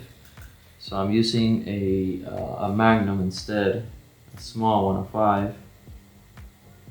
But I gotta make sure that I, maneuver around the spot. So you have to be super careful, especially, in a situation like this where everything's just so tight together, and you can just very easily break everything that you have just been working on. So, but I think it's good. I like it so far. I don't know what I should add here. Maybe,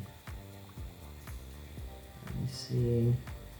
I think I'm gonna leave that rim for later, because I don't know what color I want to add there yet, but I do want it to work with the rest of the design. So I'm just gonna leave it like that, and later I'll come back and I'll do it. Okay, and I think I'm gonna work now on the other ear, just because why not? We're already there. For some reason, I really love working doing ears. They're so fun. I like all the little shapes that they have inside and how organic they are. So just gonna get right to it. Might as well, I'm already there. So this one, I think this one's gonna be a little easier, just because of the size. I have a lot more space to work with. So I'm just gonna have a lot of fun with this one.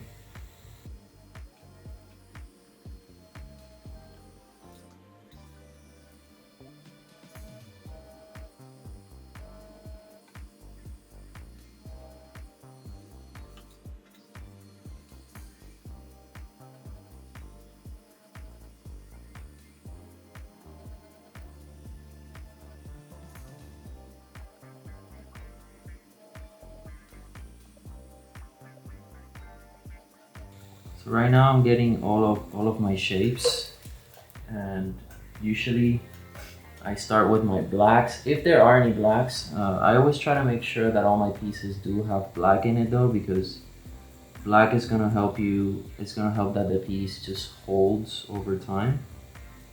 So, you know, I'm gonna start with my blacks, and then I'm gonna go into my darker values, and then I'll start transitioning little by little into my lighter tones.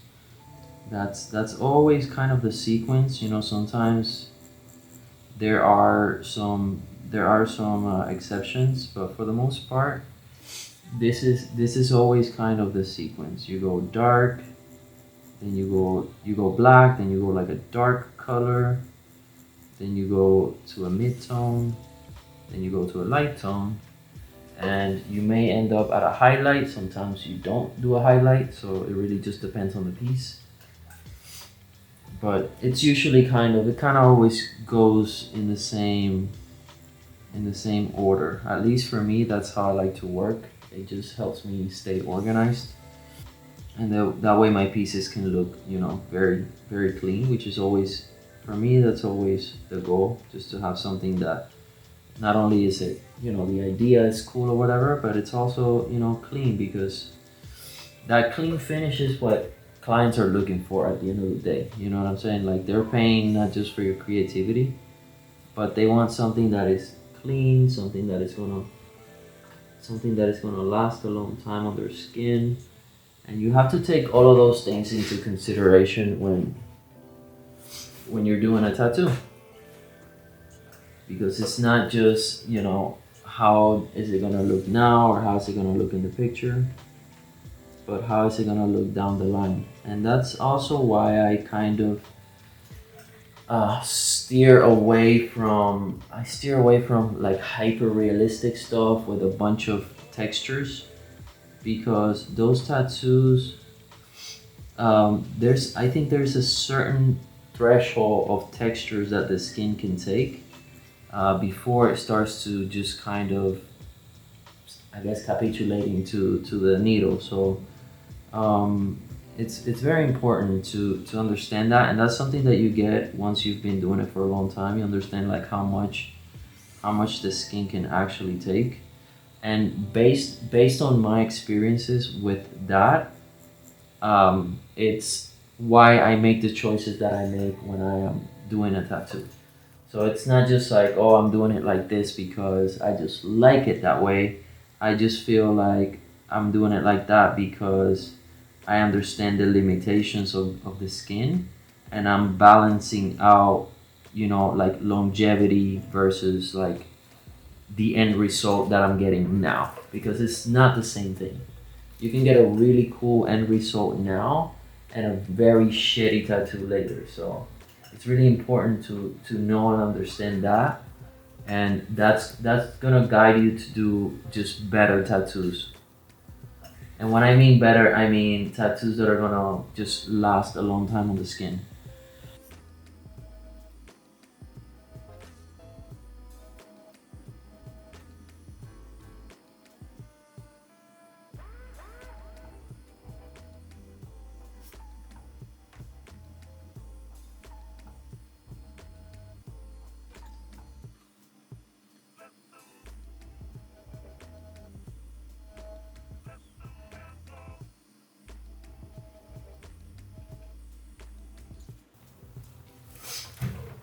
This one feels so much easier than the other one, just like I said.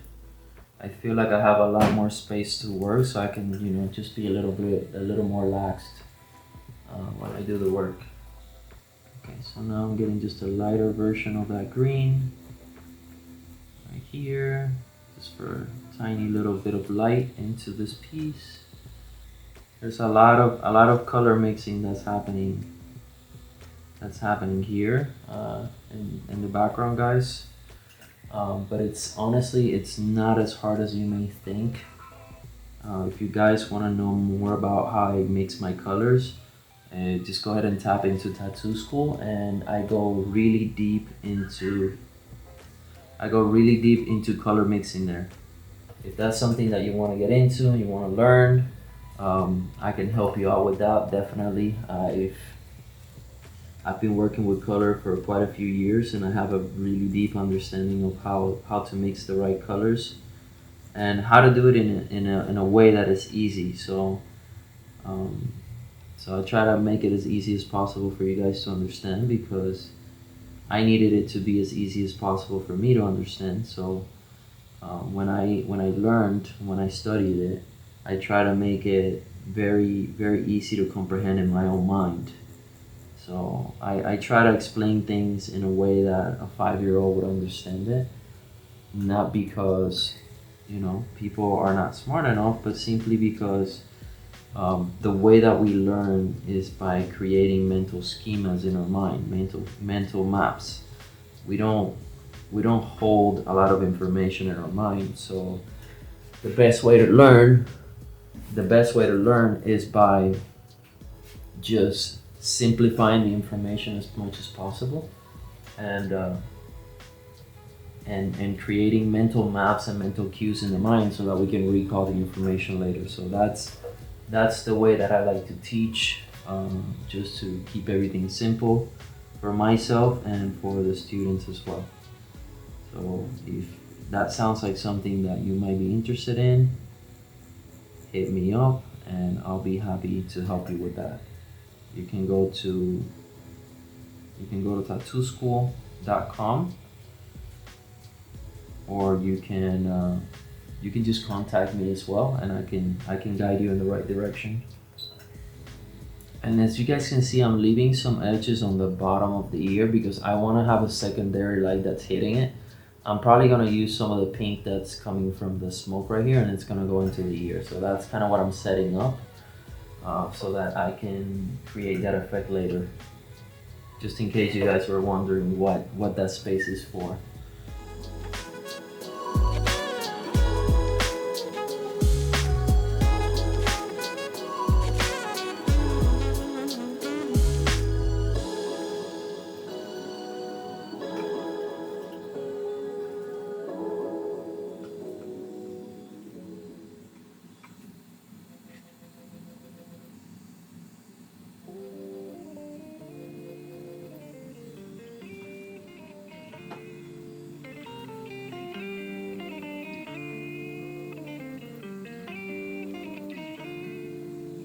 She want me to lock it down, but I told her to pass the key.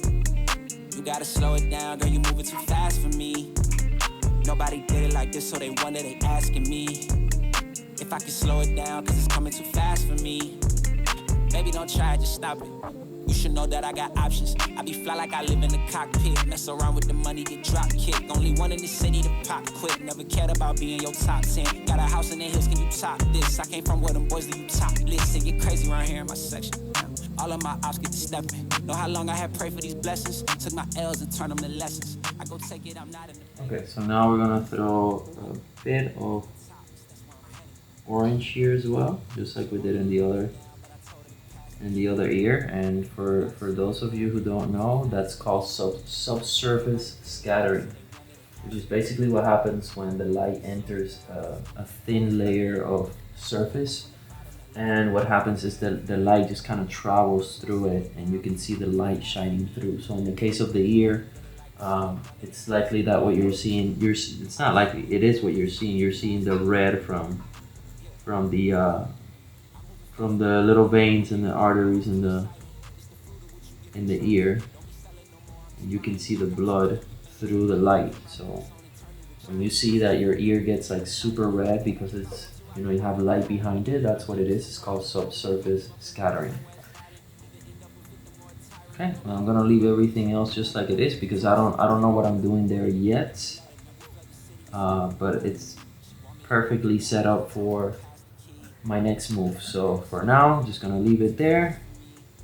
I'm gonna start working on this side right here, and we'll keep it going.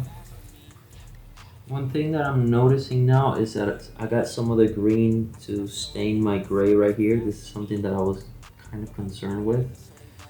I don't know if maybe when I wash the skin it'll come off. Hopefully it will. But I was hoping that wouldn't happen.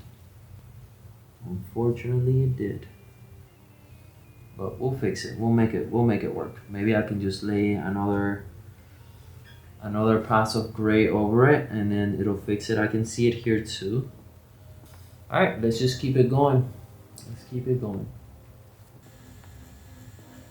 Okay, so here we're doing quite a bit of black on this side because there's a big fold in the brow. So we want to make sure that we show how the brow is just kind of folding over the skin or over the eyelid. So that's basically what I'm doing now.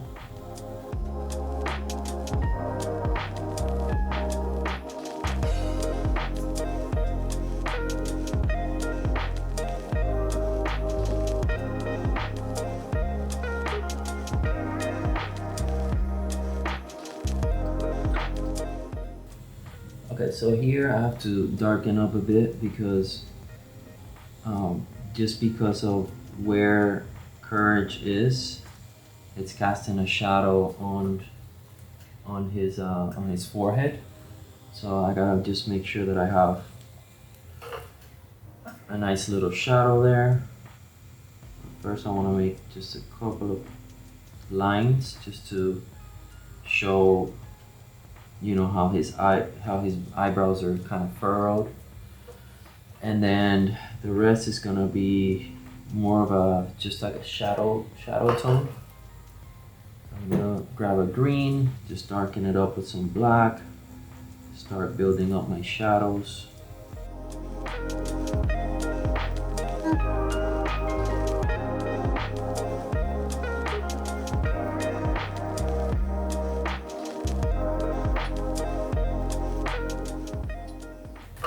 I'm noticing there needs to be a little just more black here. I'm gonna go ahead and do that now.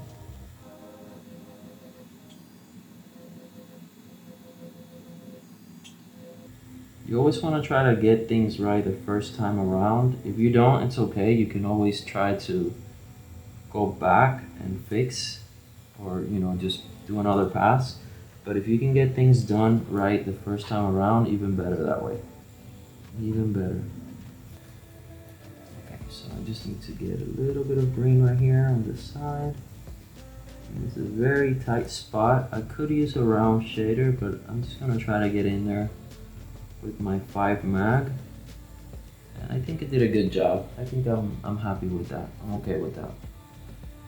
So now I'm gonna work on my mid-tone right here because I wanna start building up the volume of the brow. So that's what I'm doing here by using a mid-tone. And just ever so slightly just start building it up. You don't want to overdo it because right away it starts shifting into another color. So I'm trying to be as careful as I can so I don't overdo it. So now that I got a nice setup, I'm gonna work on the next color that I need. I'm gonna mix this. There's 2 greens that I'm mixing together that are gonna give me just a perfect mix. So I'm mixing a yellow green with a even more yellow green, but it's kind of muted, so it's giving me this sort of like natural looking color, which I love. So that right now this is all mid-tone. Right now I'm working just mid-tones, and then I'm gonna start adding my light tones into what I'm building up right now. I don't know if you guys think this is as cool as I do, but I think it's pretty damn cool, let me tell you.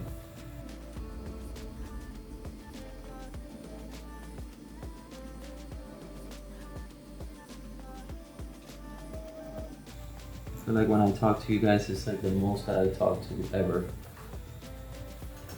I'm usually super quiet except when I make these videos.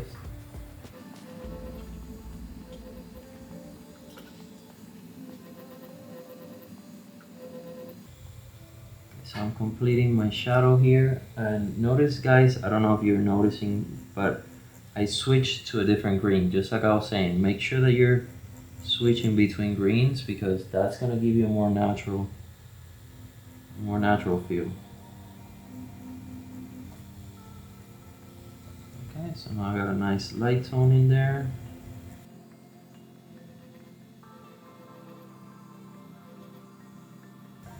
Again, I already switched to another green. I'm using like 7 different greens for this thing. And I'm just setting it all up.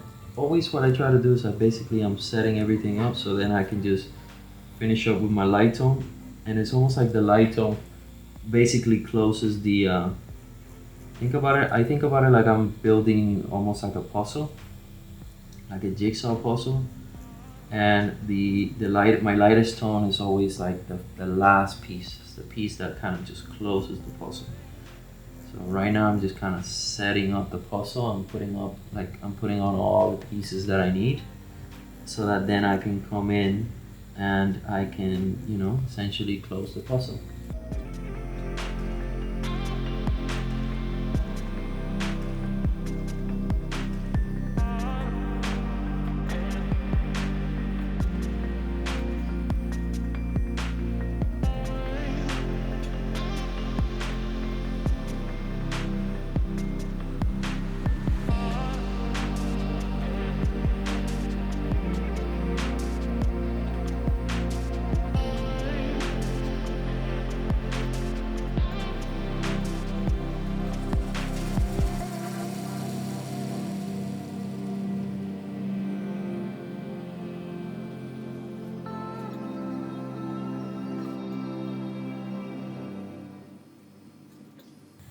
Okay guys, so notice how it's all coming together now.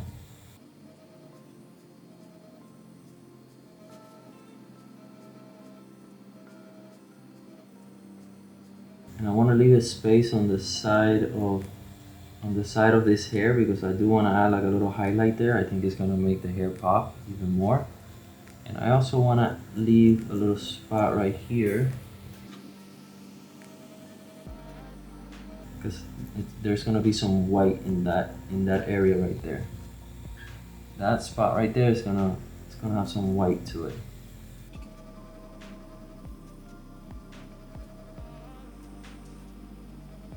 Okay, notice how just the puzzle comes together. This is my favorite part.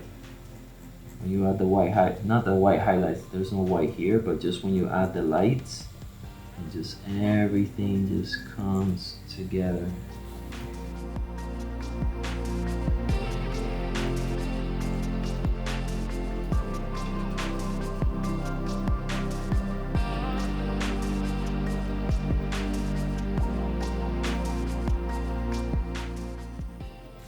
Beautiful. I love that. So much volume. It's the little things that make you happy, This is one of those things that is making me very, very happy. I hope it's making you happy as well. Okay, so now back at it again. I'm gonna work on this part of the eye.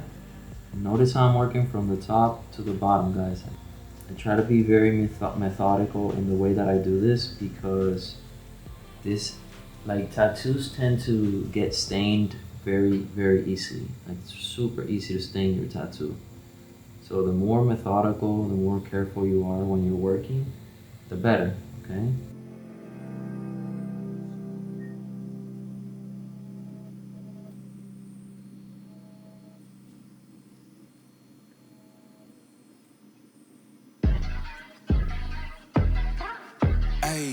I got the recipe, never gonna let any op get the best of me. Thought it was distance, but hey, this is next to me. Talk to the spirit, I've been heavenly. Company definitely show your trajectory. This ain't this cause I say it. Notice how much black does. It's gone a long way from the moment I started to now.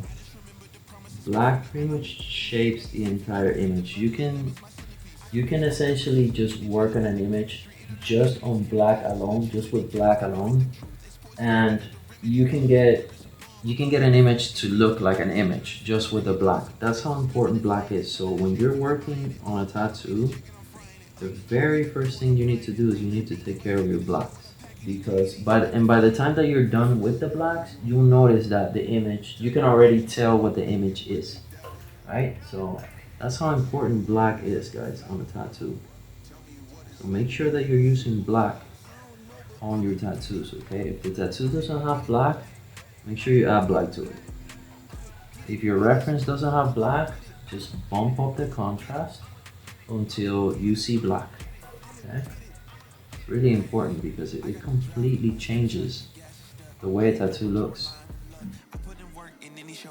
I know it's fake, this shit in the raps ain't no regrets. I do too much. It ain't me if you saying I stunt. He calling the plays and I do what he want. This ain't a front. Glory to G-O-D. It's what you could do with a mustard seed. It's what you could do when you start to believe. Take fear and you cast it inside of the sea. 100% out of me, cause he gave it all on the T when he let it bleed. So what is you saying to me? You just insecure about the love that turned me to a beast. I take a step and I ain't turning back. He made me first cause I know that I'm last. Notice how the green that I'm using here is completely different to the green that I'm using on the forehead. Why? Because I do want to show that the bottom of the eyelid is you know how when people haven't been sleeping or whatever and you have that just a dark eyelid, that's kind of what I'm implying here. But obviously because the entire image is green, I'm using green, just a different variation of green. It's more of a yellow. So basically what I'm doing is just kind of warming up the area that I'm working on to get that effect. So that's how you get those eye bags to look different from the rest of the face. And you just have to, if you're using a different color, you just have to basically shift your colors, and you have to make the color either more muted or just shift it a little bit. Like for example with skin tone, you would usually just make this part a little warmer, like more on the reddish kind of side, and then you would gray it down. And that's how you would get the same effect using when you're doing a skin tone. But in this case with green, what we're doing is, again, we're warming it, but we're graying it also, and it's giving us this look.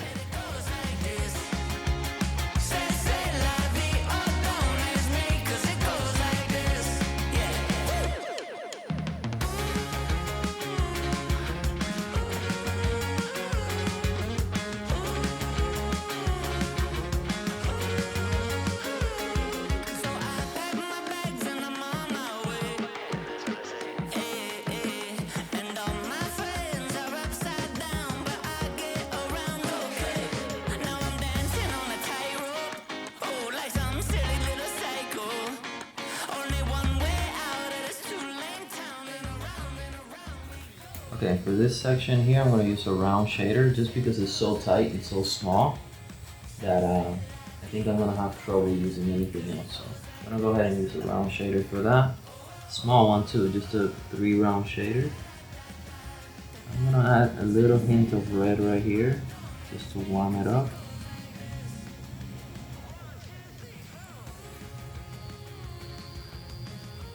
That's it. Okay, now I can begin to just connect this area right here and just close it up.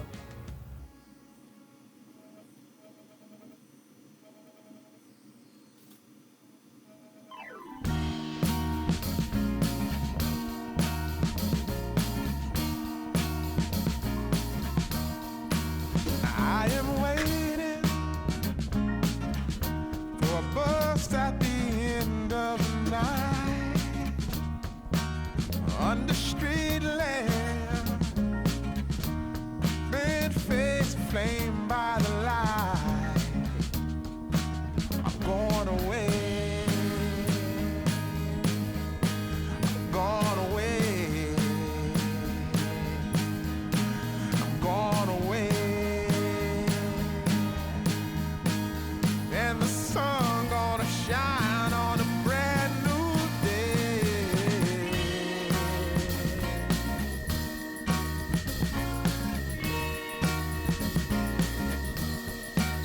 Must be somewhere welcome me into the fold. Blooming flowers, as much as I can hold. I'm gone away, I'm gone away. Okay, so now we're doing the eyes. The eyes are going to be mostly yellow, but since it's yellow, the shadows have to either be some type of muted orange or this orange that I'm using. Well, for yellow, it could be, you could have the different shadows for yellow, just depending on what look you want to go for. It could be more on the greenish side, or it could be more on the warmer side. I'm choosing the warmer just because I'm kind of going by the reference, and also it just looks better, I think, for the tattoo, because it creates more contrast with the greens on his face. So we're going with warm this time.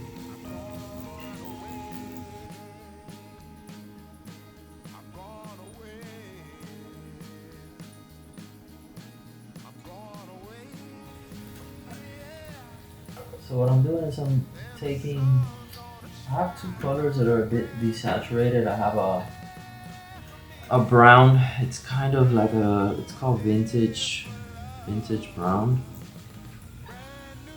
which is kind of like a dark version of an orange. And I'm mixing that into yellow, and that's how I'm getting this sort of like muted orange. That's basically what's giving me this color that I'm using right now. But there's different ways you can get to this color. You can just take an orange and you can mix it into black, and then you can mix it into yellow and you get the same effect. So it just depends on, you know, what you have at your disposal as well. You may not have like the colors that I have, but you can still get, you know, the effects that I'm getting if you know how to mix the colors correctly. Love that transition. Things like that is what actually makes your tattoo stand out, because if I was going to do everything the same color, like if I was just using like orange, yellow, orange and yellow just to go on the eye, I think I would, you know, would just kind of miss the mark, really. You have to be able to mix your colors and play around and bring in different tones and values and stuff, so that you can achieve something that feels more natural looking, you know. So that's kind of what I'm going for here. That's why I switched over to a greenish. And guys, notice how I don't use any, like, I won't use any words like sage or mauve or anything like that, because those names can be a little bit misleading, can be very misleading, especially when you're trying to mix colors. So always, when you think about your colors, think about what is the source color, you know, where is this color coming from, and that's always going to give you, you know, the color that you're looking for. That's why I say things like yellow, green, you know, you want to keep it very, very simple. Just because it's going to help you, like in your mind, it's going to help you reconcile what color it is.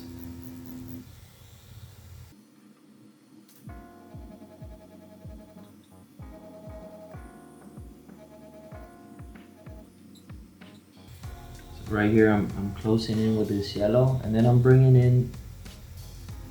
in some white just to create a highlight there, like a little bit of gloss into the eye. I think that's gonna finish it up very nicely. Right there, that little spot that I'm leaving, that's gonna be white. I'm actually gonna just give it a little tinge of yellow, because that's kind of how it is in the reference, and I just don't want it to pop so much. I just wanted to have that effect, like it's a gloss.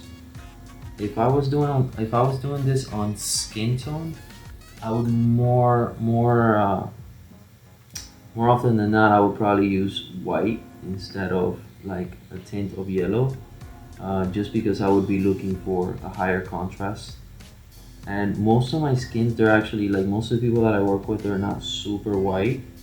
So the whiter a person is, the lighter their skin color, the easier it is to create, you know, reflections and contrast and things like that. But when you're working with skins like we're Hispanics, so a lot of the people that I work with are Hispanic, so we tend to have to just bump up the contrast of the tattoo just a little bit more. So that's something also that you want to consider, like who you're working on, because that's gonna also determine the colors that you're gonna be using on your tattoo.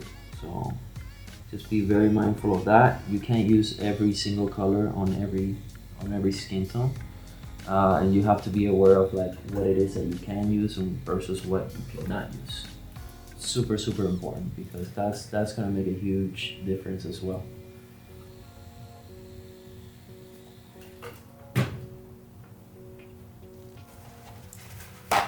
It's such a shame that the tattoo got stained up, but that's something that I need to take note of for the next time, that I absolutely have to work from top to bottom, because these skins do tend to stain. So right here, big problem that I see. I wish it wasn't there, because this is looking so cool that I kind of want to hang it up, but I hate the fact that it has that little spot right there. I'm so OCD, but it kind of works to my advantage when I'm doing tattoos, because I'm very detail oriented. So it's important to be super detail oriented when you're doing things like this. So if you care about detail, then you're choosing the right profession.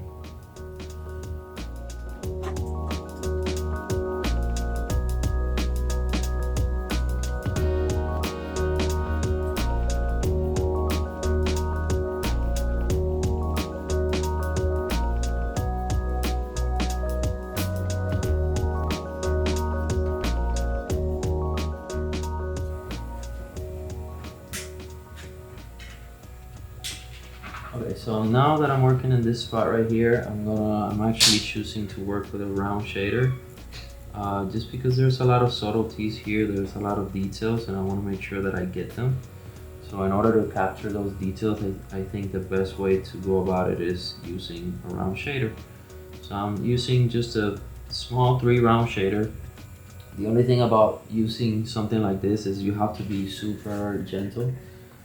Because you can damage the skin pretty badly. Okay, so just be gentle and just patient, and kind of just work your way through it. Okay, so that's what I'm gonna do right now, and always try to use that sort of scratching motion. Make sure that you're using that scratching motion. Is very important. I love doing black. Like I'm actually just really enjoying doing the black, because like I know that by putting this black right here, it just makes the entire tattoo, it just makes the tattoo basically. If this tattoo didn't have this much black, it just wouldn't look as strong as it does. So always guys, always, and I keep repeating this, make sure that even if your reference doesn't have black, make sure that you're adding black to your tattoos. You notice that I'm bouncing around now a little bit more, but it's mostly because I'm working on just a lot of dark values. So I want to get those out of the way first, before that way I don't have to stain anything else. So that's what I'm doing. I'm just kind of getting all the blacks out of the way, so I don't stain the rest of the tattoo when I'm working on the other parts.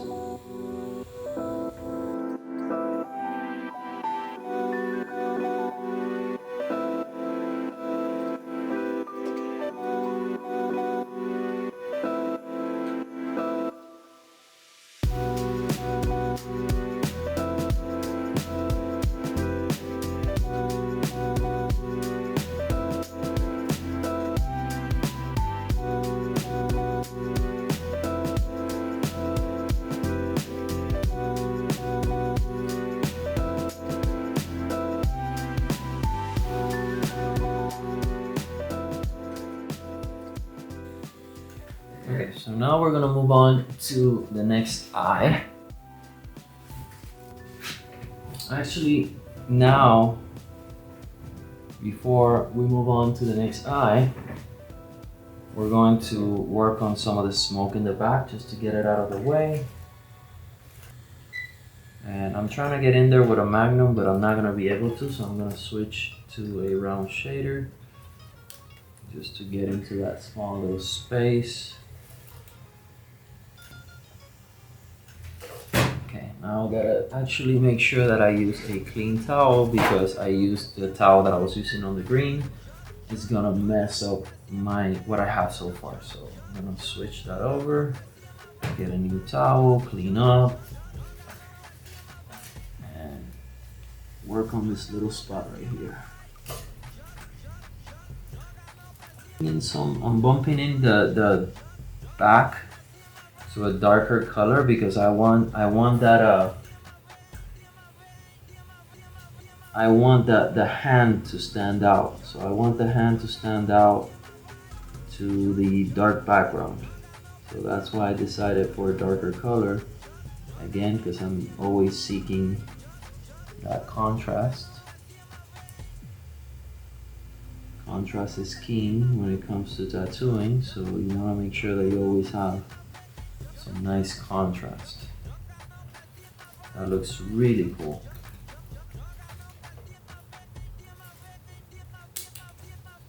Okay, so I'm gonna go ahead and just proceed and knock out the rest of the smoke. We'll keep it going, we'll keep it moving.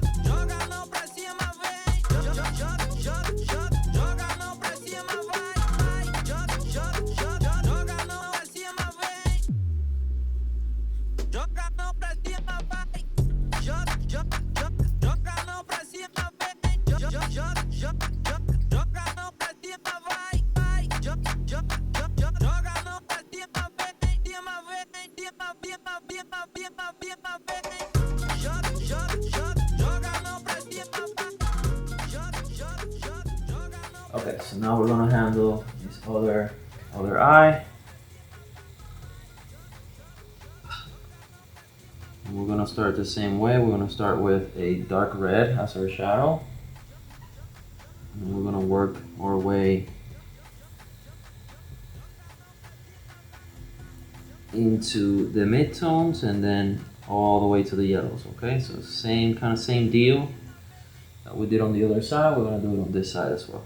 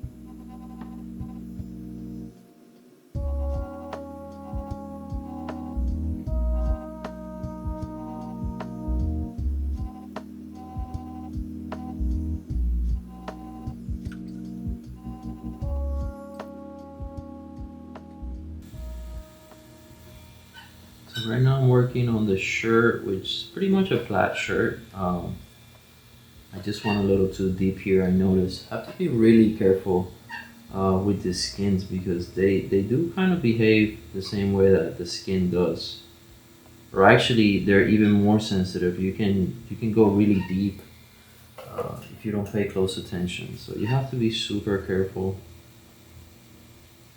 the way that you use them.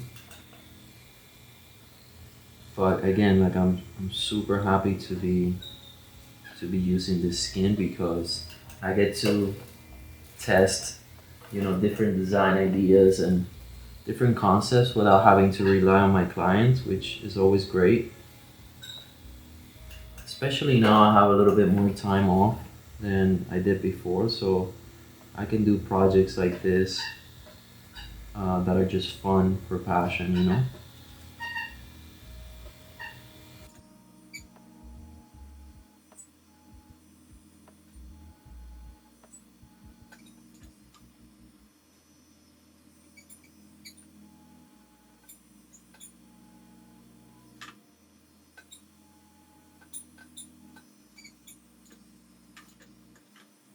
So right now I'm just using my 5 mag, just because it's small enough to get into little crevices. And I'm just kind of working through the piece, working through this neck. I want to get this out of the way because most of it is in shadow, so I don't have to worry about staining it. So once I'm done with this part, then I can move on to the rest of the face, which it does have a little bit more complexity to it. So I want to slow down when I get there and really pay attention. So right now I'm just kind of, breezing through this. It's pretty easy.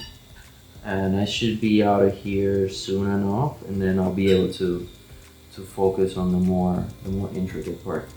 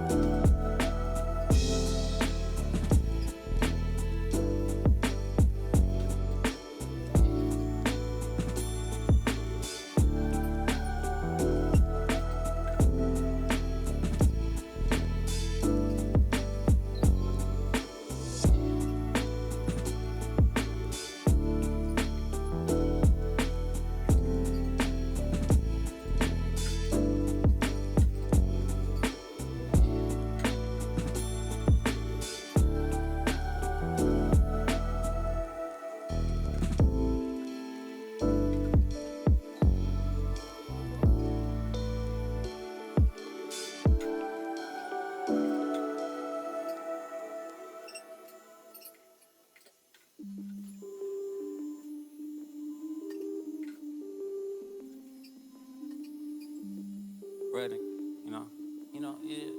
Yeah. Oh. Locked in, they don't wanna let me get out. I'ma put you on a bench, you gotta sit out. Hit the street and had a block going crazy. Mama Sean playing with my life and can't nobody save me. Yeah. I got steeds, they can't mess with my technique. Yeah. I'm a OG boy, don't disrespect me. Yeah. War with me, I had your whole gang quarantine. Get the mops and leave your block spotless like I'm Mr. Clean. Ooh. Back in 2010, I had a plan. Now 2021, they run the bands. Living in the future, I'm advancing. When I get back outside, I make sure they understand I'm the man. Yeah, that's right. I make sure they understand that I'm the man. I'm the man. Yeah, I'm the man. If you ain't talking about no bands, that's a language I don't understand. I'm the man. Yeah, that's right. Yeah, ooh, yeah. Gang, gang, gang. I'm the man. Yeah, I'm the man.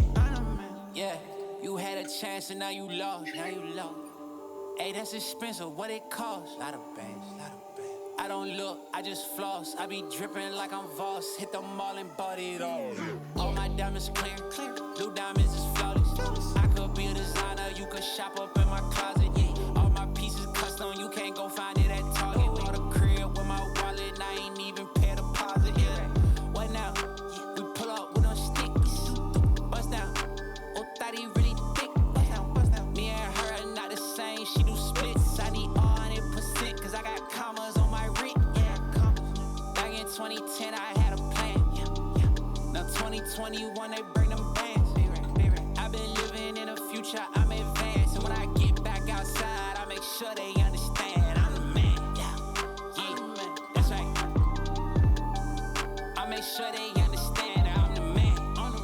Yeah, if you ain't talking about no bands, that's a language I don't understand. I'm the man. Yeah, that's right. Yeah, ooh, yeah.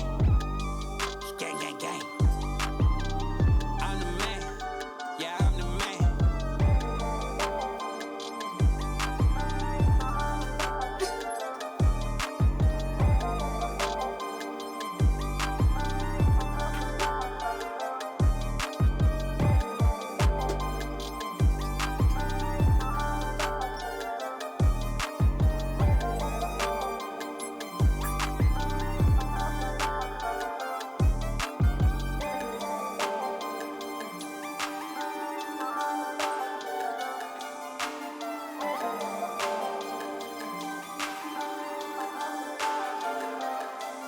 I'm the man. She just hit me with the blue veins, now she gon' ice cold, ice cold. She just hit me with the blue veins, now she gon'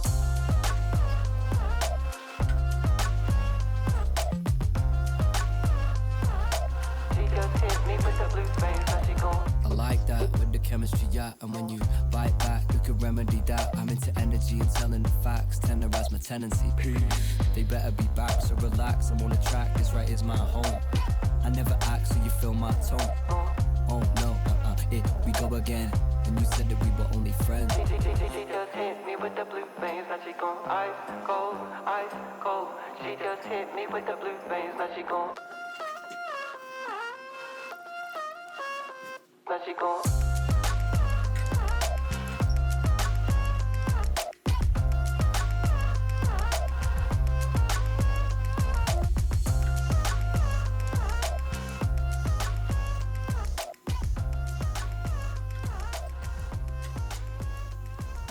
Early morning rise with you, never disguise with you. Love the way you show your darks when I shine a light with you. It's coming out beautifully. Honestly, I couldn't be happier with it. I'm going to go ahead and just go over some of these lines right now because I'm noticing that I lost a lot of my black lines right here. So I'm gonna go ahead and just take a moment and clean up those lines. But that's pretty much it for the neck.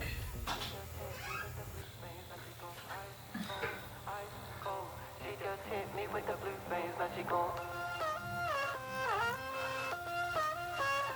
Now she gon'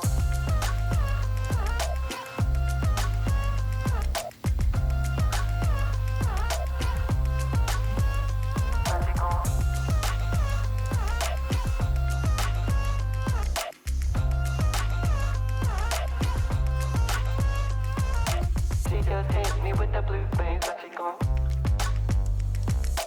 She just hit me with the blue veins, now she gon'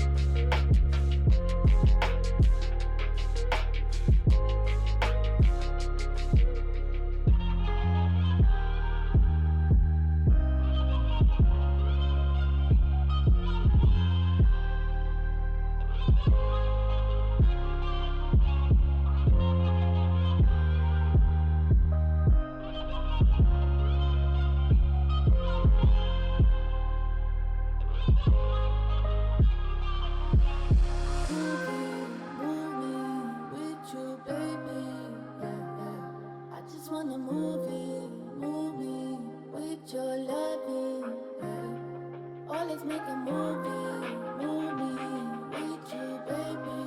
Yeah. I just wanna move me with your loving.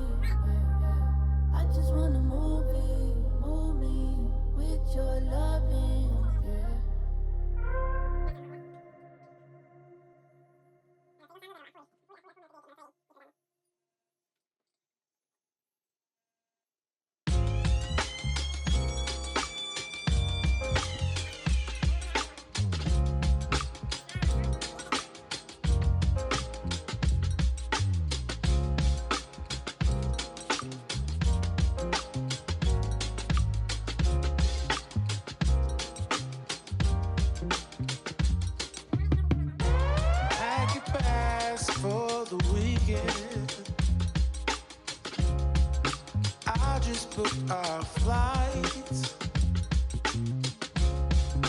Let's go see a show in Mexico, yeah. Laugh and dance all night. We should fly right over the sea. Take my hand to another land, girl, just you and me. Breakfast here and dinner there, we flow with the breeze. We can do this anywhere, never place you wanna see, yeah. Few days in Tokyo, weekend in Spain. Out there in Ibiza, chillin' all day with your feet up. Don't matter where we go, always stays the same.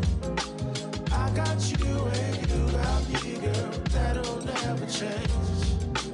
That'll never change. We should ride a bike round Amsterdam.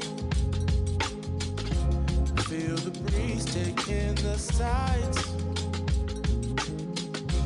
Hand in hand through the streets of Paris, girl. Having fun by candlelight. Maybe we could take the train to London. I've got some real good friends out there. Maybe we could check out Strasbourg and Barcelona. Our love can take us anywhere. We should fly right over the sea.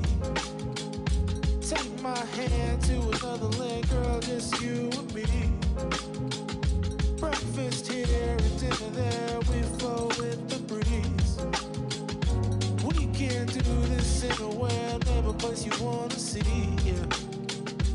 Few days in Tokyo, weekend in Spain. Out there in Ibiza, chillin' all day with your feet up. Don't matter where we go, always stays the same. I got you and you got me, girl. That'll never change.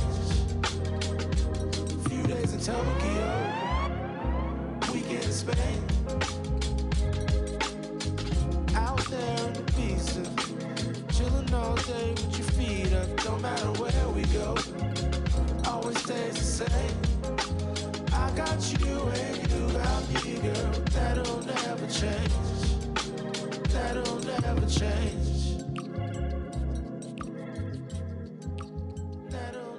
change. That'll never change.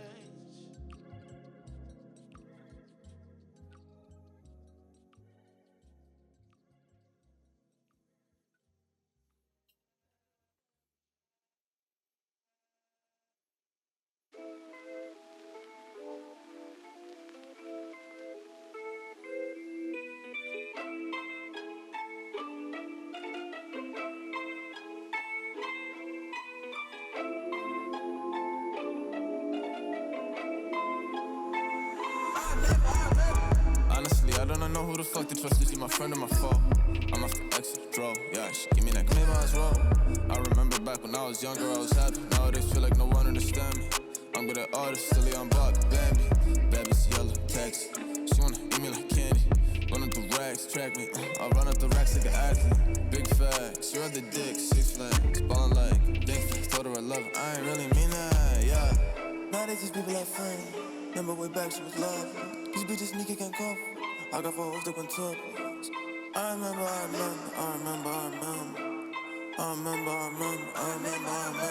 Remember I was selling dog food, no kibbles, just to get me some skrilla. Remember I was really on the block like Tetris, just to get me some chip. Surfing, rock in the parking lot, my weed louder than like the gay blah blah.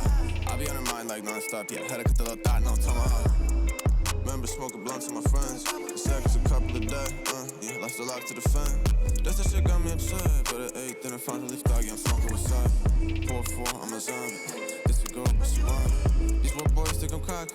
Pop is real like Mary Poppins. Yo, bitch, still like an ice. Smoking on killer, I eat a coffee. My bitch, drip like Mary Poppins. Yo, bitch, still like an ice. Smoking on killer, I eat a coffee. Now that these people like friends. Remember way back, she was love. These bitches sneaky can't cover. I got 4 hoes that went top. I remember.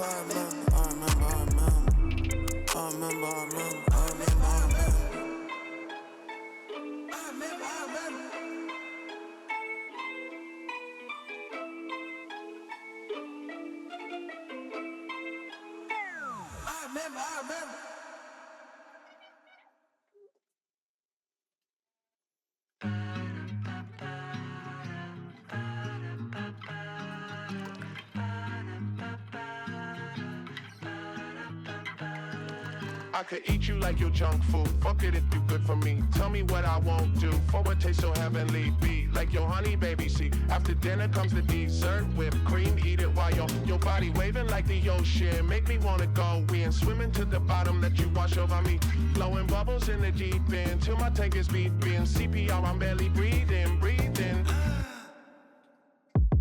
Your body waving like the ocean, waving like the ocean, waving like the ocean, waving like the. Your body waving like the ocean, waving like the ocean, waving like the ocean, waving like the. Your body waving every angle I want. You got me waiting till the beat gonna drop. Hit me. Okay, now you're sounding crazy. You wanna go? Heaven can wait. Dipping your toe down to your face. How can I flow? Catching your wave. Why would you leave when you do me this way? Looking so phenomenal. Hit me like a kick to my abdominal. I can't shake it. Tell me what you wanna do, baby. Everything you're sweating through, baby. Working like a wave, but you waving hello. Kissing all my yesterdays. Goodbye. Your body waving like the ocean, waving like the ocean, waving like the ocean, waving like the. Your body waving like the ocean, waving like the ocean, waving like the ocean, waving like the. Your body waving every angle I want. You got me waiting till the beat gonna drop. Hit me. Okay, now you're sounding crazy. Make me like an animal with those hips so unforgettable. Yeah, baby, tell me how they hate it, though. You got me hungry for a taste. Make me like an animal with those hips so unforgettable. Yeah, baby, tell me how they hate it, though. You got me hungry for a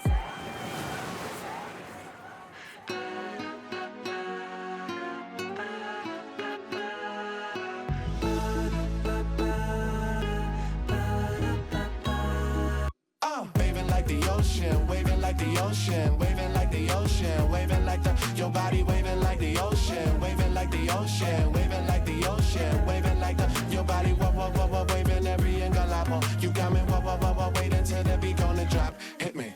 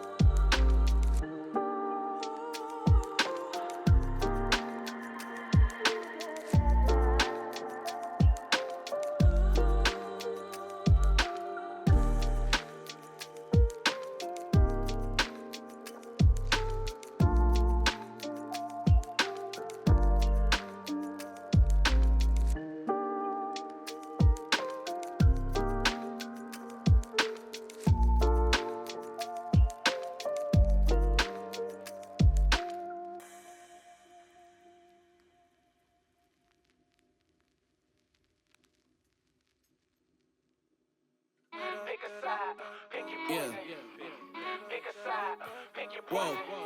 Giant to a maggot, big boss status. Ain't gon' lie, I really wish they would like a cabin.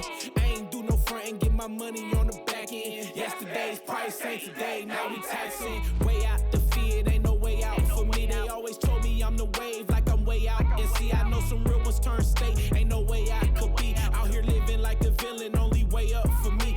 Moving out the purges, I give time if it was worth it. If you coming for my fam, then you know I take it personal. Say that you the GOAT, I asked around, I never heard of you. Rocky road ahead, and there's some things I had to hurdle through. Pick a side, pick your poison. Pick a side, pick your poison. Pick a side, pick your poison. Ain't no picking on me, y'all about to get me going. Yeah, pick a side, pick your poison. Pick a side, pick your poison. Pick a side, pick your poison. Ain't no picking on me, y'all about to get me going. Yeah, windows down so all the haters see me. Back then they didn't want me, now they wanna beat me. Keep the grass cut low, cause them snakes still sleazy. Always knew I had to glow, I just had to find a reason.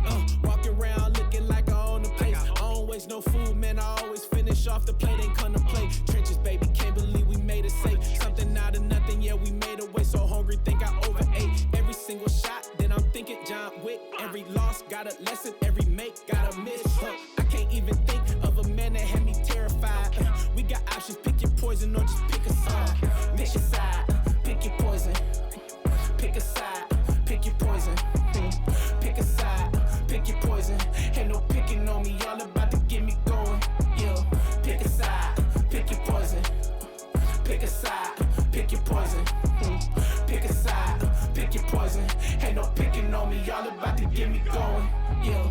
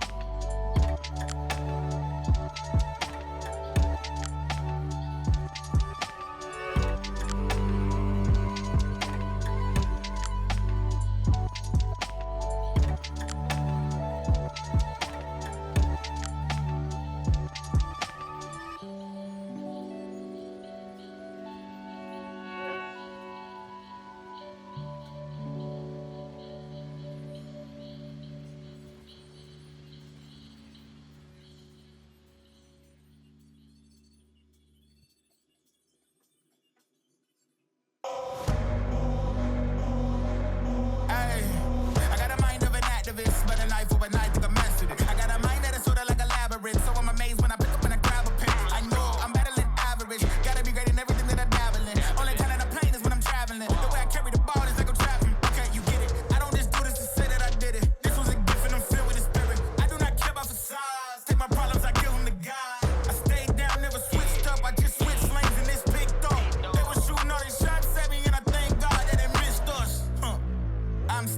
same, I ain't changed.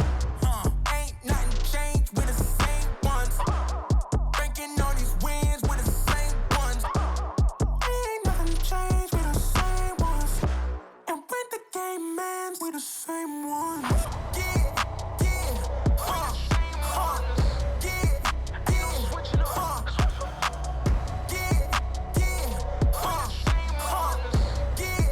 yeah, If I make it to the top, you know, God did that. All of these blessings fall in my lap. But I get a cross tat on my back, so you can never cross me, and that's fact. So when you hit me back and now we been bad to bad, you know, God did that, I'm on track. To get a couple more wins under my belt, I can't lie, he padded my stats. Look at me, way too relaxed, but I do not lie inside of my raps. And I do not hide behind all these acts. We don't chase clout, we chase the impact. I tell them like, I stayed down, never switched up. I just switched lanes and this picked up. They was shooting all their shots at me, and I thank God that they missed us. I'm still the same, I ain't changed. Ain't nothing changed, we the same ones. Banking on these wins, we the same ones. Ain't nothing changed, we the same ones. And when the game ends, we the same ones. Yeah, yeah, yeah, yeah, yeah,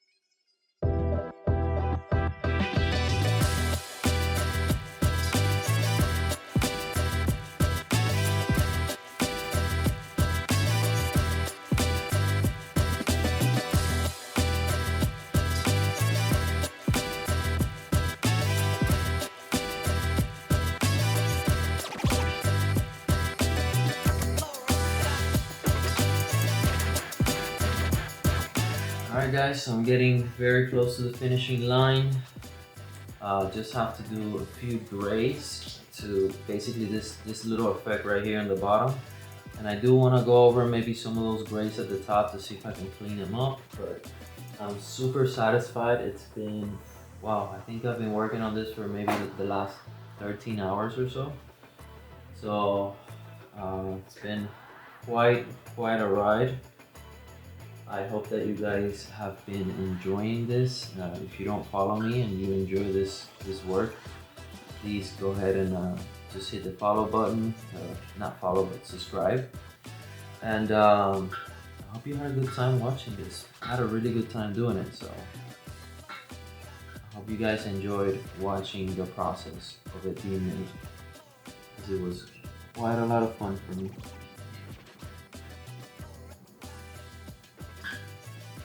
Yeah, we're just gonna get through the last phase, and hope to see you guys on the next video.